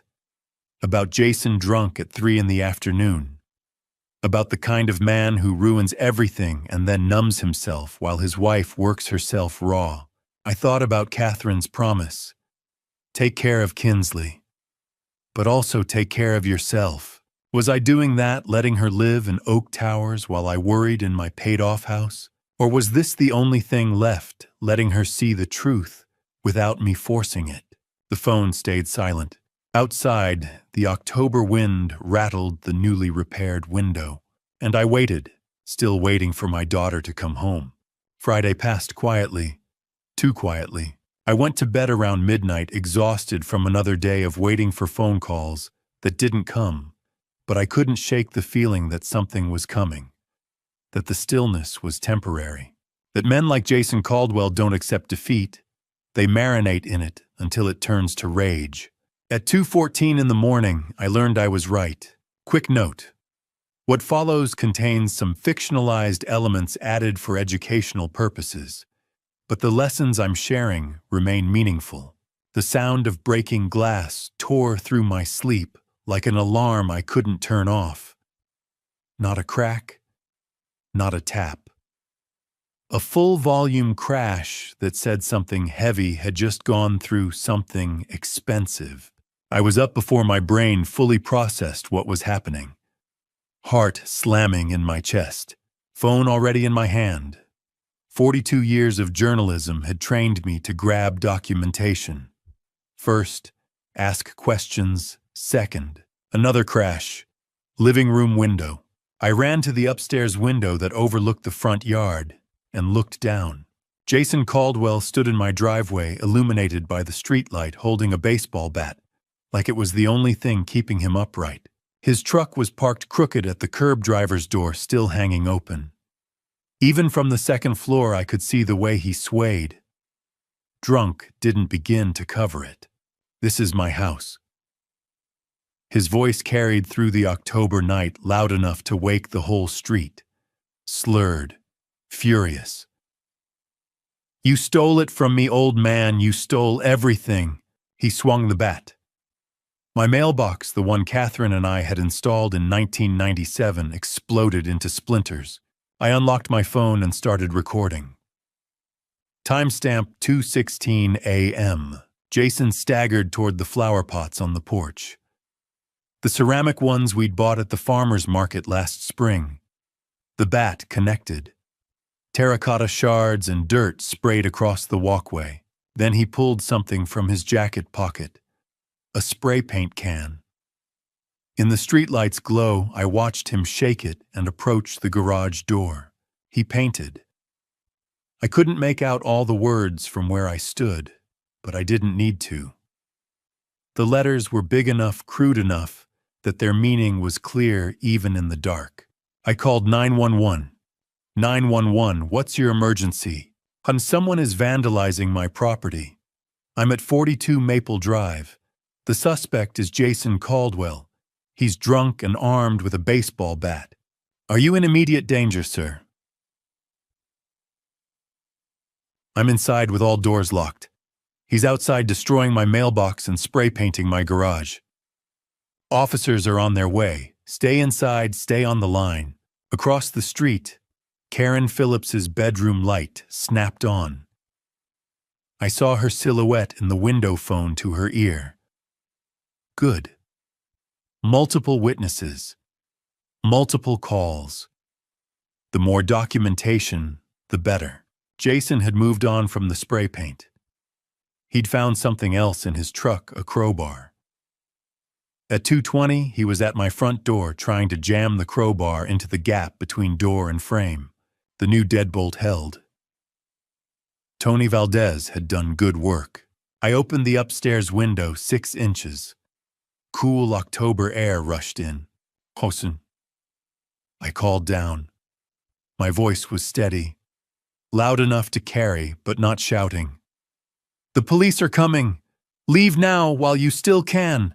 He looked up, found me in the window. His face was red, sweating despite the cold, twisted into something ugly. You ruined my life. He pointed the crowbar at me like a weapon. I'll ruin yours, you hear me, old man? I'll make you pay for this. Sirens. Faint, but getting closer. Jason heard them too. The fury on his face shifted to panic. He dropped the crowbar and stumbled toward his truck, but he was too drunk to run in a straight line. His foot caught on the curb. He went down hard, hands out to break the fall, and by the time he scrambled back up, red and blue lights were washing across the street. 2:26 a.m. 2 police cruisers coming in fast. Officer Reynolds and Officer Davis. Third time in a week they'd been called to my address. Jason was still trying to reach his truck when the cruiser lights hit him. He froze like an animal caught in headlights, then tried to keep moving. Made it 2 steps before Reynolds was out of the car, hand on his holster. "Jason Caldwell, stop right there. Hands where I can see them." Jason spun around, stumbled, caught himself on the hood of his truck. "He deserved it. You don't understand. He kicked us out. That old bastard took everything and... Get on the ground, now. You should be arresting him. He's the criminal, he..." On the ground, Officer Davis was already moving around, the side handcuffs out. Jason saw him coming and tried to bolt. Made it 3 feet before his legs gave out, and he went down again this time, not getting back up fast enough. Davis was on him, hands behind his back, metal clicking around wrists. "You'll regret this." Jason was still yelling, face pressed against my driveway, spit flying. "You hear me, old man, you'll regret this." Reynolds approached the porch where I'd come outside, phone still in hand, video still recording. "Mr. Brennan, I'm sorry you're dealing with this." He looked past me at the broken window, the destroyed mailbox, the spray-painted garage door. "We need to photograph the damage for the report." "I have video." I held up my phone. Started recording at 2:16, got everything. Reynolds nodded slowly. "That'll help. This is vandalism, criminal trespassing, public intoxication, and disturbing the peace. Given the restraining order petition you already have filed, this is going to add significant weight to your case. He'll be held for at least 48 hours, probably longer." Behind him, Davis was hauling Jason to his feet and walking him to the cruiser. Jason's legs barely worked. His face was scratched from the fall, and his shirt was torn. He looked nothing like the confident real estate agent who'd walked into my house 18 months ago. He looked pathetic. "Mr. Brennan," Reynolds said quietly, "this is escalation. You did the right thing calling us, staying inside, documenting everything. But men like this, when they start property damage, sometimes they move to..." "I know." I did know. 42 years covering crime taught you the patterns. That's why I want that restraining order. Good. We'll make sure the judge sees this video." Reynolds walked back to his cruiser.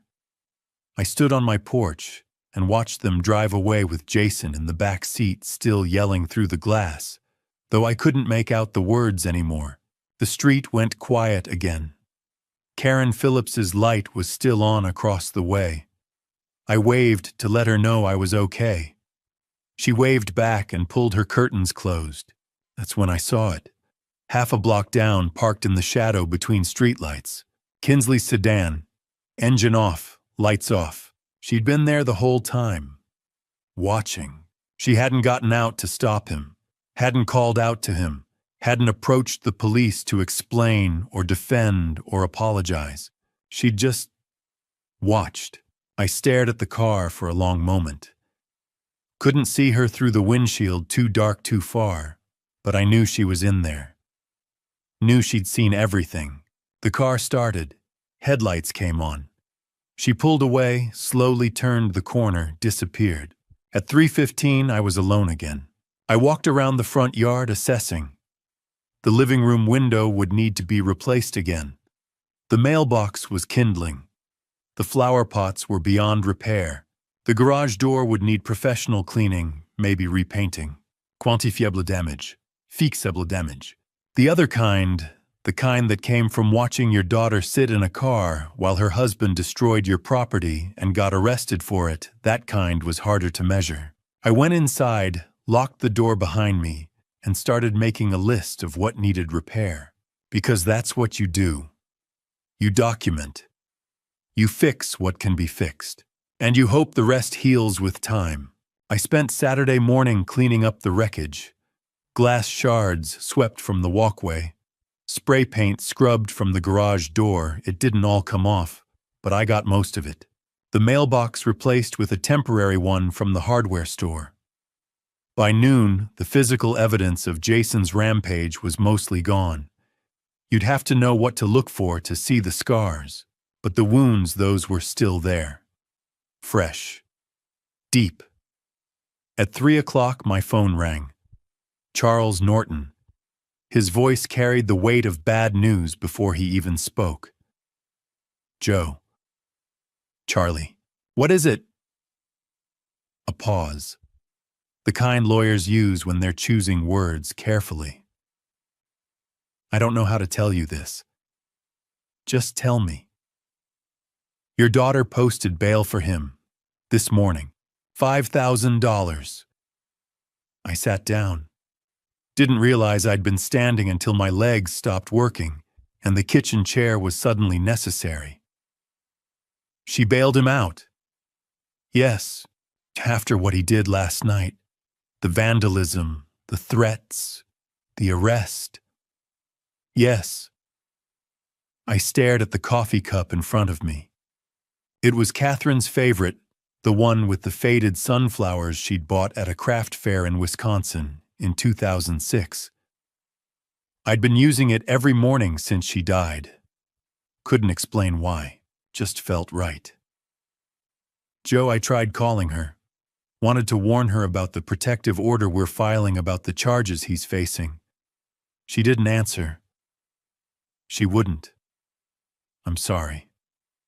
Don't be. I picked up the coffee cup, set it down. That's her choice. I can't save someone who doesn't want to be saved. That's very mature of you. Mature. I almost laughed. Charlie, I'm 67 years old, and I just watched my daughter bail out the man who vandalized my house 12 hours ago. I don't feel mature. I feel like I'm losing her. You might be. For now. But Joe, people come back. Sometimes it takes hitting bottom. Sometimes it takes seeing things clearly. Give her time. How much time does she have before he hurts her instead of my mailbox? Charles didn't answer that. Couldn't. We both knew there was no good answer. After I hung up, I sat at the kitchen table for 20 minutes. Just sat, staring at Catherine's coffee cup and thinking about the $5,000 Kinsley had somehow scraped together to free the man who'd gotten them kicked out of their home. $5,000, when they were living in a weekly rental at Oak Towers, when she was working 12-hour nursing shifts and he was day drinking at 3 in the afternoon. She'd chosen him. Again. At 3:30, I picked up my phone and did something I'd been avoiding since Monday night. I called my daughter. It rang 4 times. Long enough that I started composing a voicemail in my head. Then she answered. What do you want? Her voice was cold, defensive, nothing like the voice that used to call me at work just to say hi, that used to laugh at my bad jokes, that used to ask me to help her study for nursing school exams. Kinsley, I want you to be safe. I want you to leave him and come home. Home. She laughed, sharp, bitter. You kicked me out, Dad. You threw our stuff on the porch and humiliated us in front of the entire neighborhood. I kicked him out. You chose to go with him. He's my husband. He stole $47,000 from me. He planned to put me in a nursing home to sell my house. He vandalized my property at 2 in the morning drunk with a baseball bat. Kinsley, he's dangerous. He made mistakes. Everyone makes mistakes. Everyone deserves a second chance. I closed my eyes, heard the script, recognized every word of it from 42 years of interviewing victims who defended their abusers. Sweetheart, this isn't about second chances. This is about a pattern of behavior. Last night he was drunk and upset. Her voice rose. You ruined his life, Dad. You took everything from him. What did you expect? I expected him not to destroy my property. I expected you to see who he really is. You don't understand him like I do. She was crying now. I could hear it even though she was trying to hide it. He's just under pressure. The lawsuit, the money problems, all of it, you caused this. You started this. The money problems he created by forging my signature on credit cards, by stealing from me for 6 months. Silence. Then that's complicated. You don't understand. Then help me understand. Come talk to me. Just you. Without him. Let's sit down and... I can't. Why not? Because he needs me. We're going to be fine. We just need time to figure things out. Please, Dad. Please just leave us alone. Kinsley. I have to go. Wait. Click. She hung up. I sat there holding the phone, staring at the screen where her name was still displayed. Kinsley. The gap-toothed 5-year-old who'd believed I could fix anything. The 38-year-old woman who'd just bailed out a man who'd threatened to ruin my life. He's just under pressure. That's complicated. You caused this. He needs me. Every sentence a red flag. Every justification a warning sign. She was protecting him, defending him, taking responsibility for his crimes and his rage and his destruction. She was protecting her abuser, and there was nothing I could do about it. I'd spent 42 years as a journalist, learning how to find truth, how to document evidence, how to build cases that exposed corruption and held people accountable. I'd taken down politicians and business executives and criminals who thought they were untouchable. But I couldn't save my own daughter from a man who was destroying her life one choice at a time, because she didn't want to be saved. She wanted to save him. I set the phone down on the kitchen table next to Catherine's coffee cup. Outside, the October afternoon was fading into evening. The street was quiet. Normal. Families coming home from Saturday activities. Karen Phillips watering her lawn. Arthur Coleman walking his dog. My life looked normal from the outside, too. House repaired. Damage cleaned up. Legal process moving forward. But inside, I was watching my daughter choose the man who'd vandalized my home over the father who'd raised her. Choose loyalty to someone who'd commit fraud over truth. Choose staying with an abuser over coming home to safety. And the worst part was understanding why. Because she loved him. Because she'd made vows. Because admitting he was dangerous meant admitting she'd been wrong about him. Because leaving felt like failure. Because she genuinely believed she could fix him. Save him, make him into the man she'd thought he was when they'd married. All the reasons that keep people trapped in situations that are slowly destroying them. I understood them. I'd interviewed hundreds of people who'd said the same things, made the same choices, defended the same indefensible behavior. Understanding didn't make it hurt less. At 4 o'clock, I stood up from the kitchen table and went to the living room. Sat in Catherine's armchair. The one I'd sat in on Monday night watching Jason and Kinsley arrive home to find their keys didn't work. 4 days ago. Felt like 4 years. My phone sat silent on the coffee table. No callback from Kinsley. No apology. No, you're right, Dad, I'll leave him. Just silence. And me sitting in an empty house knowing I'd done everything right and lost my daughter anyway. You can't force someone to see the truth. You can present evidence. You can document facts. You can offer safety and support and unconditional love, but you can't make them choose it. That's their decision. Tuesday night. 3 days since Kinsley had hung up on me. 3 days of silence that felt like 3 years. I'd just settled into Catherine's armchair with a book. Something about World War II, ironically fitting for the war I was losing with my own family, when my phone lit up at 9:07. Kinsley, mobile. My heart stopped before my hand could reach the phone. Kinsley, Dad. Her voice was barely a whisper, shaking, terrified. Help me, please. I was on my feet before she finished the sentence. The book hit the floor. Where are you? Stay on the line. I'm coming right now. In the background, I heard it. A voice. Male. Angry. The words were muffled, but the tone was unmistakable. Rage. The kind that doesn't listen to reason. We had a fight. About money. About you. He got so angry Dad and I couldn't. A sound. Something heavy hitting a wall. Not a person. Please God, not a person. Just impact. Violence looking for a target. I'm in the bathroom. Her voice cracked. The door's locked, but he's trying to... Inslee. Jason's voice came through clear now, muffled by the bathroom door, but close enough that the phone caught it. Open this door, we're not done talking. I was already moving, keys off the kitchen counter. Wallet. Phone pressed to my ear. Sweetheart, listen to me. What's the address? I need the address. On 1247 Oak Street.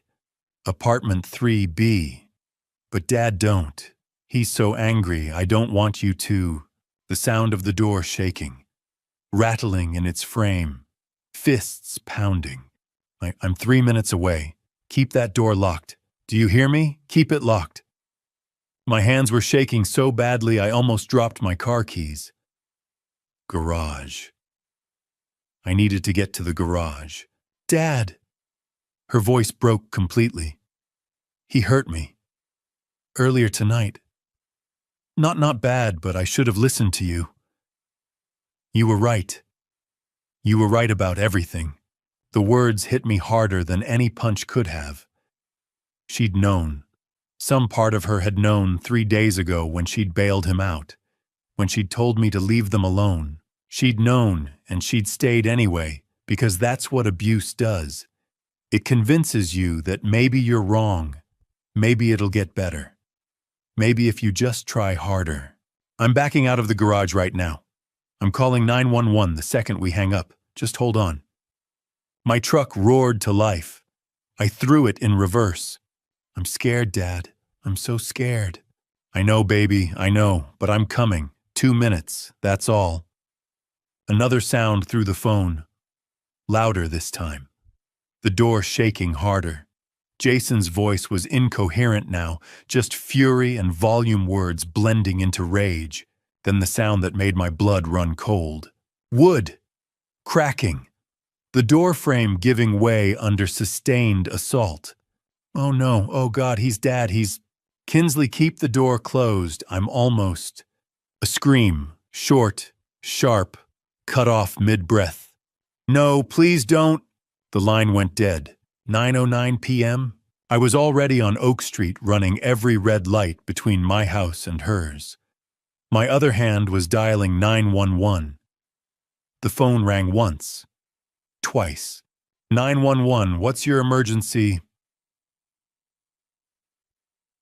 My daughter Kinsley Brennan. She's at 1247 Oak Street, apartment 3B. Her husband is breaking into the bathroom where she's hiding. I just heard the door break. She screamed and the call cut off. I'm 2 blocks away. Sir, I'm dispatching officers now. Do not enter the residence. Wait for... I'm her father. I'm not waiting. I hung up. Threw the phone on the passenger seat. I slammed on the brakes. Threw the truck into park. Left it running, door open, keys still in the ignition. Before I tell you how I saved my daughter that night, pause here. Share your thoughts in the comments. What would you do in my shoes? If this father's fight has moved you, let me know you're still here.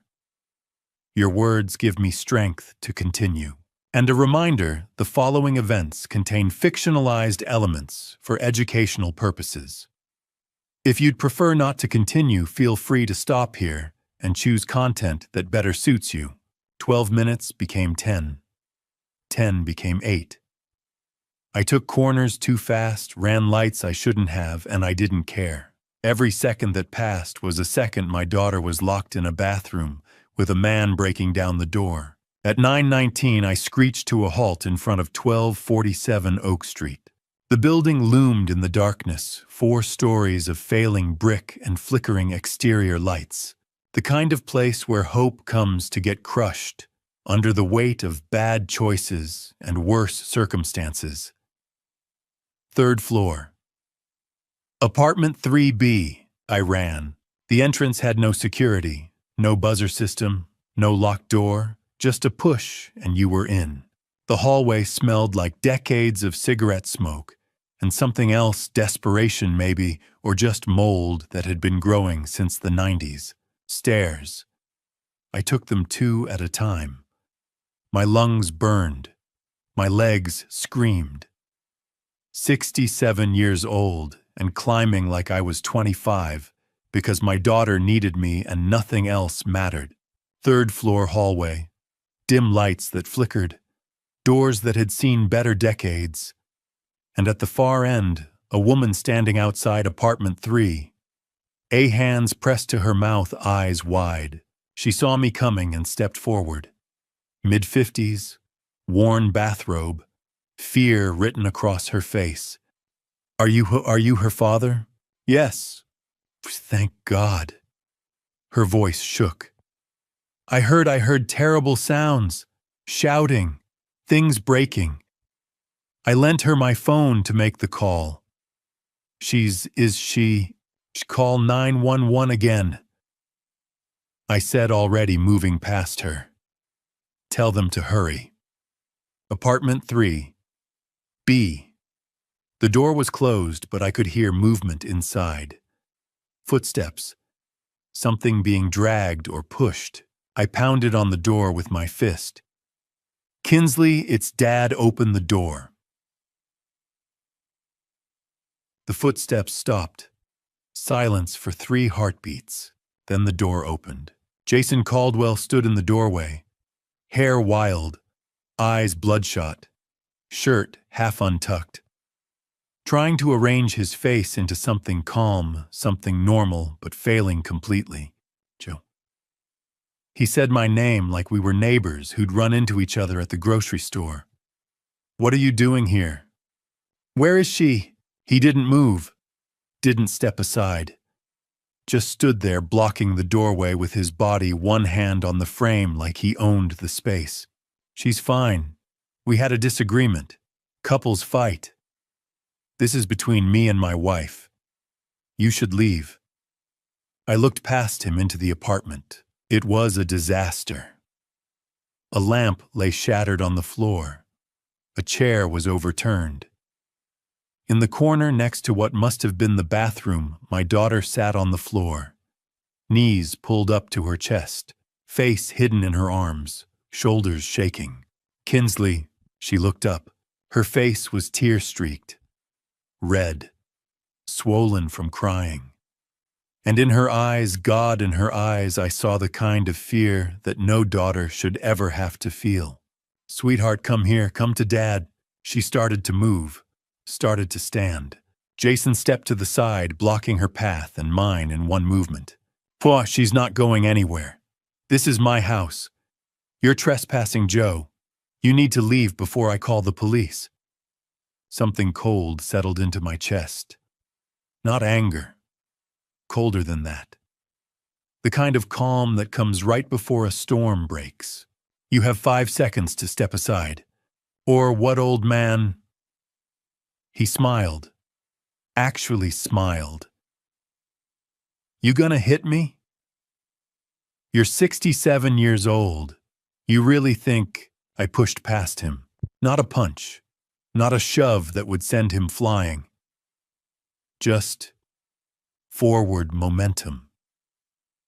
The kind that says you are not stopping me without words. He grabbed my arm, tried to pull me back.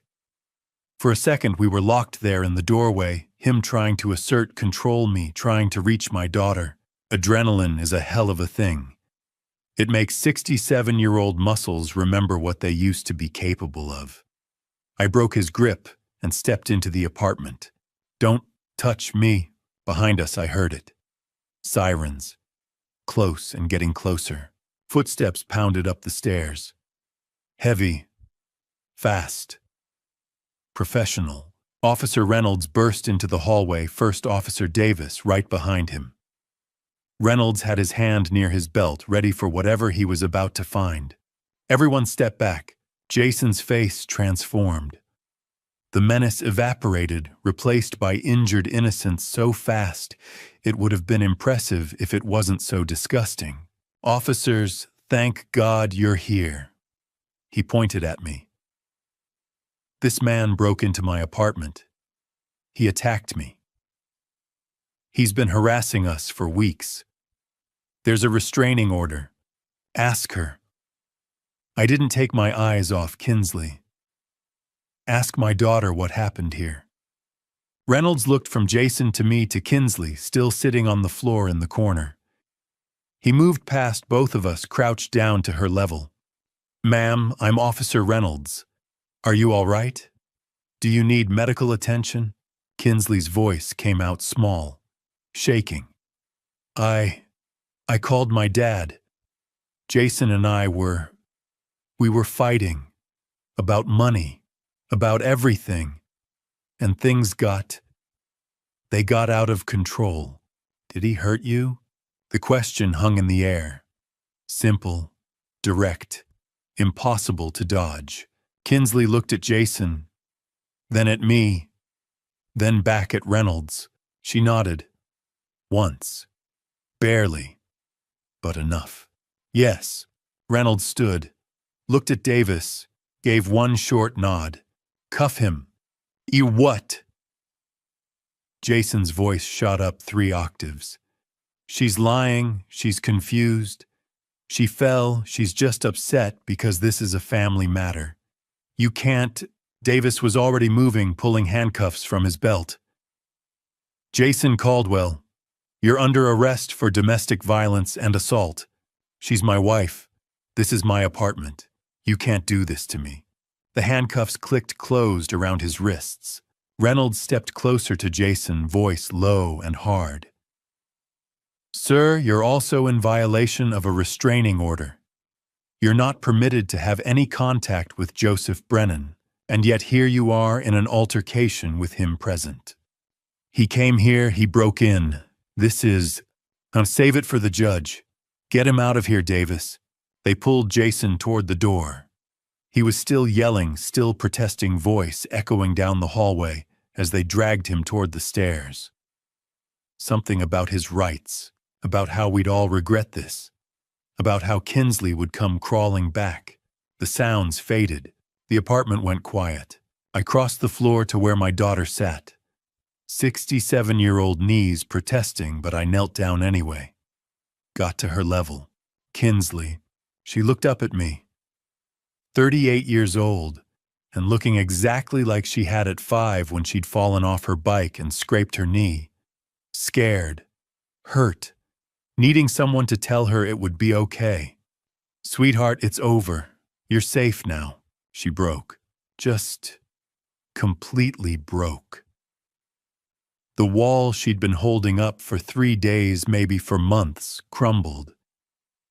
She fell forward into my arms and sobbed. Deep, wrenching sounds that came from somewhere primal. I held her. Let her cry. Didn't say anything because what was there to say I told you, so didn't matter. You should have listened, wouldn't help. She knew. God, she knew. Behind us, I heard more footsteps on the stairs. Heavier equipment. Voices calling out identifications. Paramedics, Reynolds said quietly. Need to check her out, Mr. Brennan. I nodded but didn't let go. Not yet. Not until Kinsley was ready. She pulled back, finally wiping her face with shaking hands. I'm sorry, Dad. I'm so sorry. You were right. About everything. And I chose him anyway. I'm so stupid. Hey. I caught her face gently in my hands, made her look at me. You're not stupid. You're human. And you're my daughter. That's all that matters.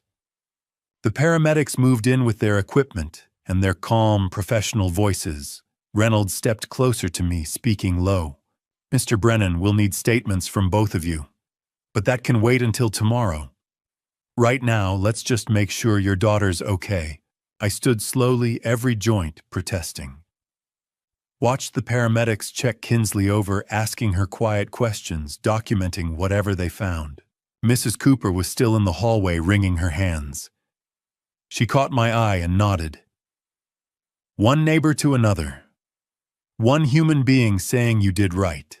In the distance, I could hear Jason's voice still echoing up from the street level, still yelling, still claiming this was all a mistake.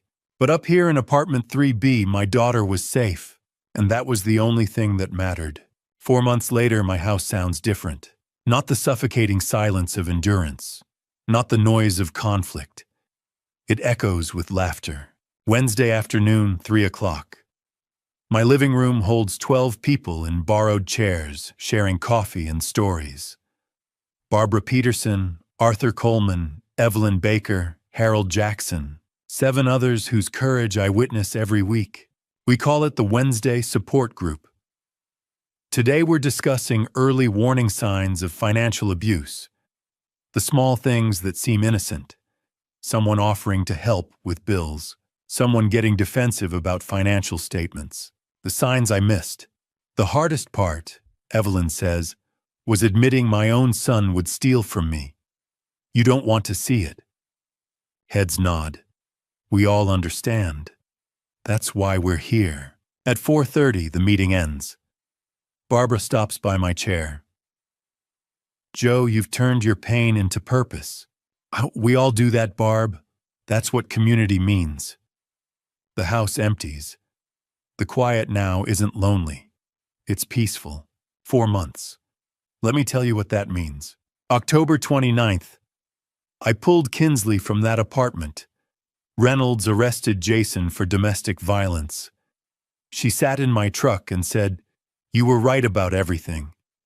She stayed in her old room that first night while I listened from downstairs, making sure she was safe. November. Therapy began. Dr. Sanders twice weekly. I attended family sessions. Learned what I already knew: victims don't stay because they're stupid. They stay because abusers convince them they're the problem. Jason tried calling. Charles Norton got a permanent restraining order, December. Jason took a plea deal. 18 months county jail. 5 years probation. Mandatory counseling. The lawyer must have explained that video evidence of vandalism audio of him breaking into a bathroom and police testimony meant he'd lose at trial. When Charles called with the news, I felt nothing. Just tired. January. Kinsley filed for divorce. January 15th, 2026, it was finalized. She came over that night, cried at my kitchen table. Not from sadness. From relief. I should have left sooner, she said. I took her hands. You're out. That's what matters. February. She found an apartment. West Side near the hospital. Safe. When she showed me pictures, she was proud and nervous. You sure you don't want to stay here longer? I asked. I need to prove I can live alone, she said. That I'm not the person I was with him. She moved out last week. We both cried good tears. Now she visits twice weekly. At 5 o'clock, my doorbell rings. Kinsley stands there holding Chinese takeout, grinning. Thought you'd be hungry after the meeting. We eat at the kitchen table. Kung Pao chicken for her. Beef with broccoli for me. The same order Catherine and I used to get. The conversation flows work stories, her continuing education class support group updates. Then she sets down her chopsticks.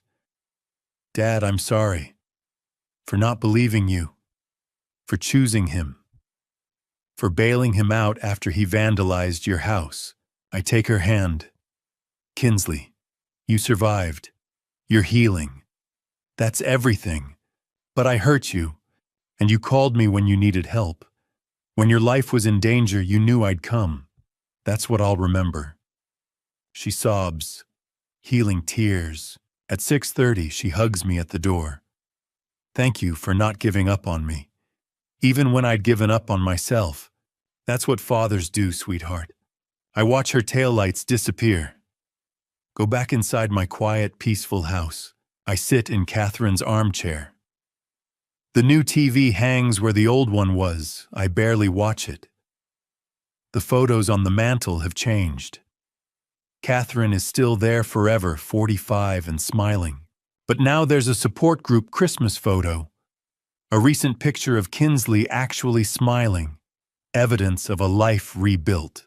I open the side table drawer, pull out the small box. Inside, coiled carefully, is the black cable. The one Jason cut that Friday afternoon in October. I hold it, study it like an artifact. That cable was an ending and a beginning. I say to the empty room, to Catherine's photo.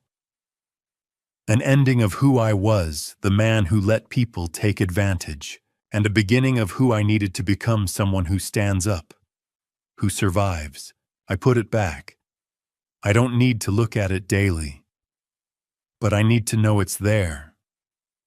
A reminder. I've learned that dignity isn't given, it's claimed. That standing up for yourself isn't selfish, it's survival. That sometimes to save people you love, you must fight battles they can't yet see. And I've learned you're never too old to start over. At 67, I rebuilt my life, found purpose helping others, reconnected with my daughter, created community. If you're reading this, if you see yourself in my story, know this, you have more strength than you think. It's never too late, and you are not alone. The clock reads 7:15. Wednesday night. The house is quiet, but not empty. Full of memories, painful and joyful, all necessary. I pick up my book, World War II History. Still fighting those old battles, even if they're just on the page now. And I smile, because my house doesn't sound like a war zone anymore. It sounds like home. And to you listening to this family story, remember this. God doesn't give us trials without also giving us the strength to overcome them. 3 times I prayed when Kinsley chose Jason over me, when she called from that locked bathroom, and when she finally came home safe. 3 times God answered not with the easy way, but with the right way. This family story taught me that sometimes love means letting go even when it breaks your heart. Sometimes protecting someone means becoming the villain in their story until they can see the truth. Don't be like me. Don't wait until a black cable hits your floor to realize you've lost yourself in your own home. Don't be silent when your dignity is being stolen piece by piece. My dad revenge wasn't about anger. It was about survival. Real dad revenge is teaching your children through action that they deserve better than abuse. The truest dad revenge is showing them that standing up for yourself isn't selfish, it's necessary. Looking back, I wish I'd acted sooner. I wish I'd trusted my instincts when Jason first started helping with my mail. But regret doesn't change the past. Action changes the future. Here's my advice. If you see yourself in this story, whether you're the one being controlled or watching someone you love suffer, speak up. Document everything. Reach out. It's never too late and you're never alone. God gave me 67 years to learn this lesson. Don't waste yours waiting for permission to save yourself. If this family story moved you, If you've experienced something similar, or if you know someone who needs to hear this, please leave a comment below sharing your thoughts. Your story matters. Hit that subscribe button and turn on notifications so you never miss our next story. Share this video with someone who might need it. Together, we're building a community where truth is told and help is given. Thank you for staying with me until the end. Your time, your attention, your willingness to listen, it means everything. Important note, the stories you'll hear on this channel may contain fictionalized elements created for educational purposes. If this content isn't for you, feel free to exit and find something that better suits your needs. We respect your choice. Until next time, stand strong, speak truth, and remember, you are never alone. 나도 이따 목 마르면은 그거 할게요. 한 잔 먹을게요. 감사합니다. 떼모. 이거 바꿔야겠다 이제 100개.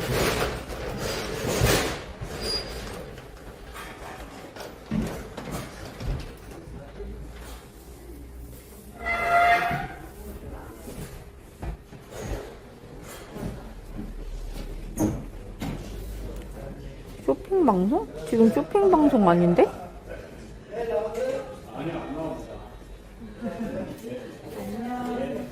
네,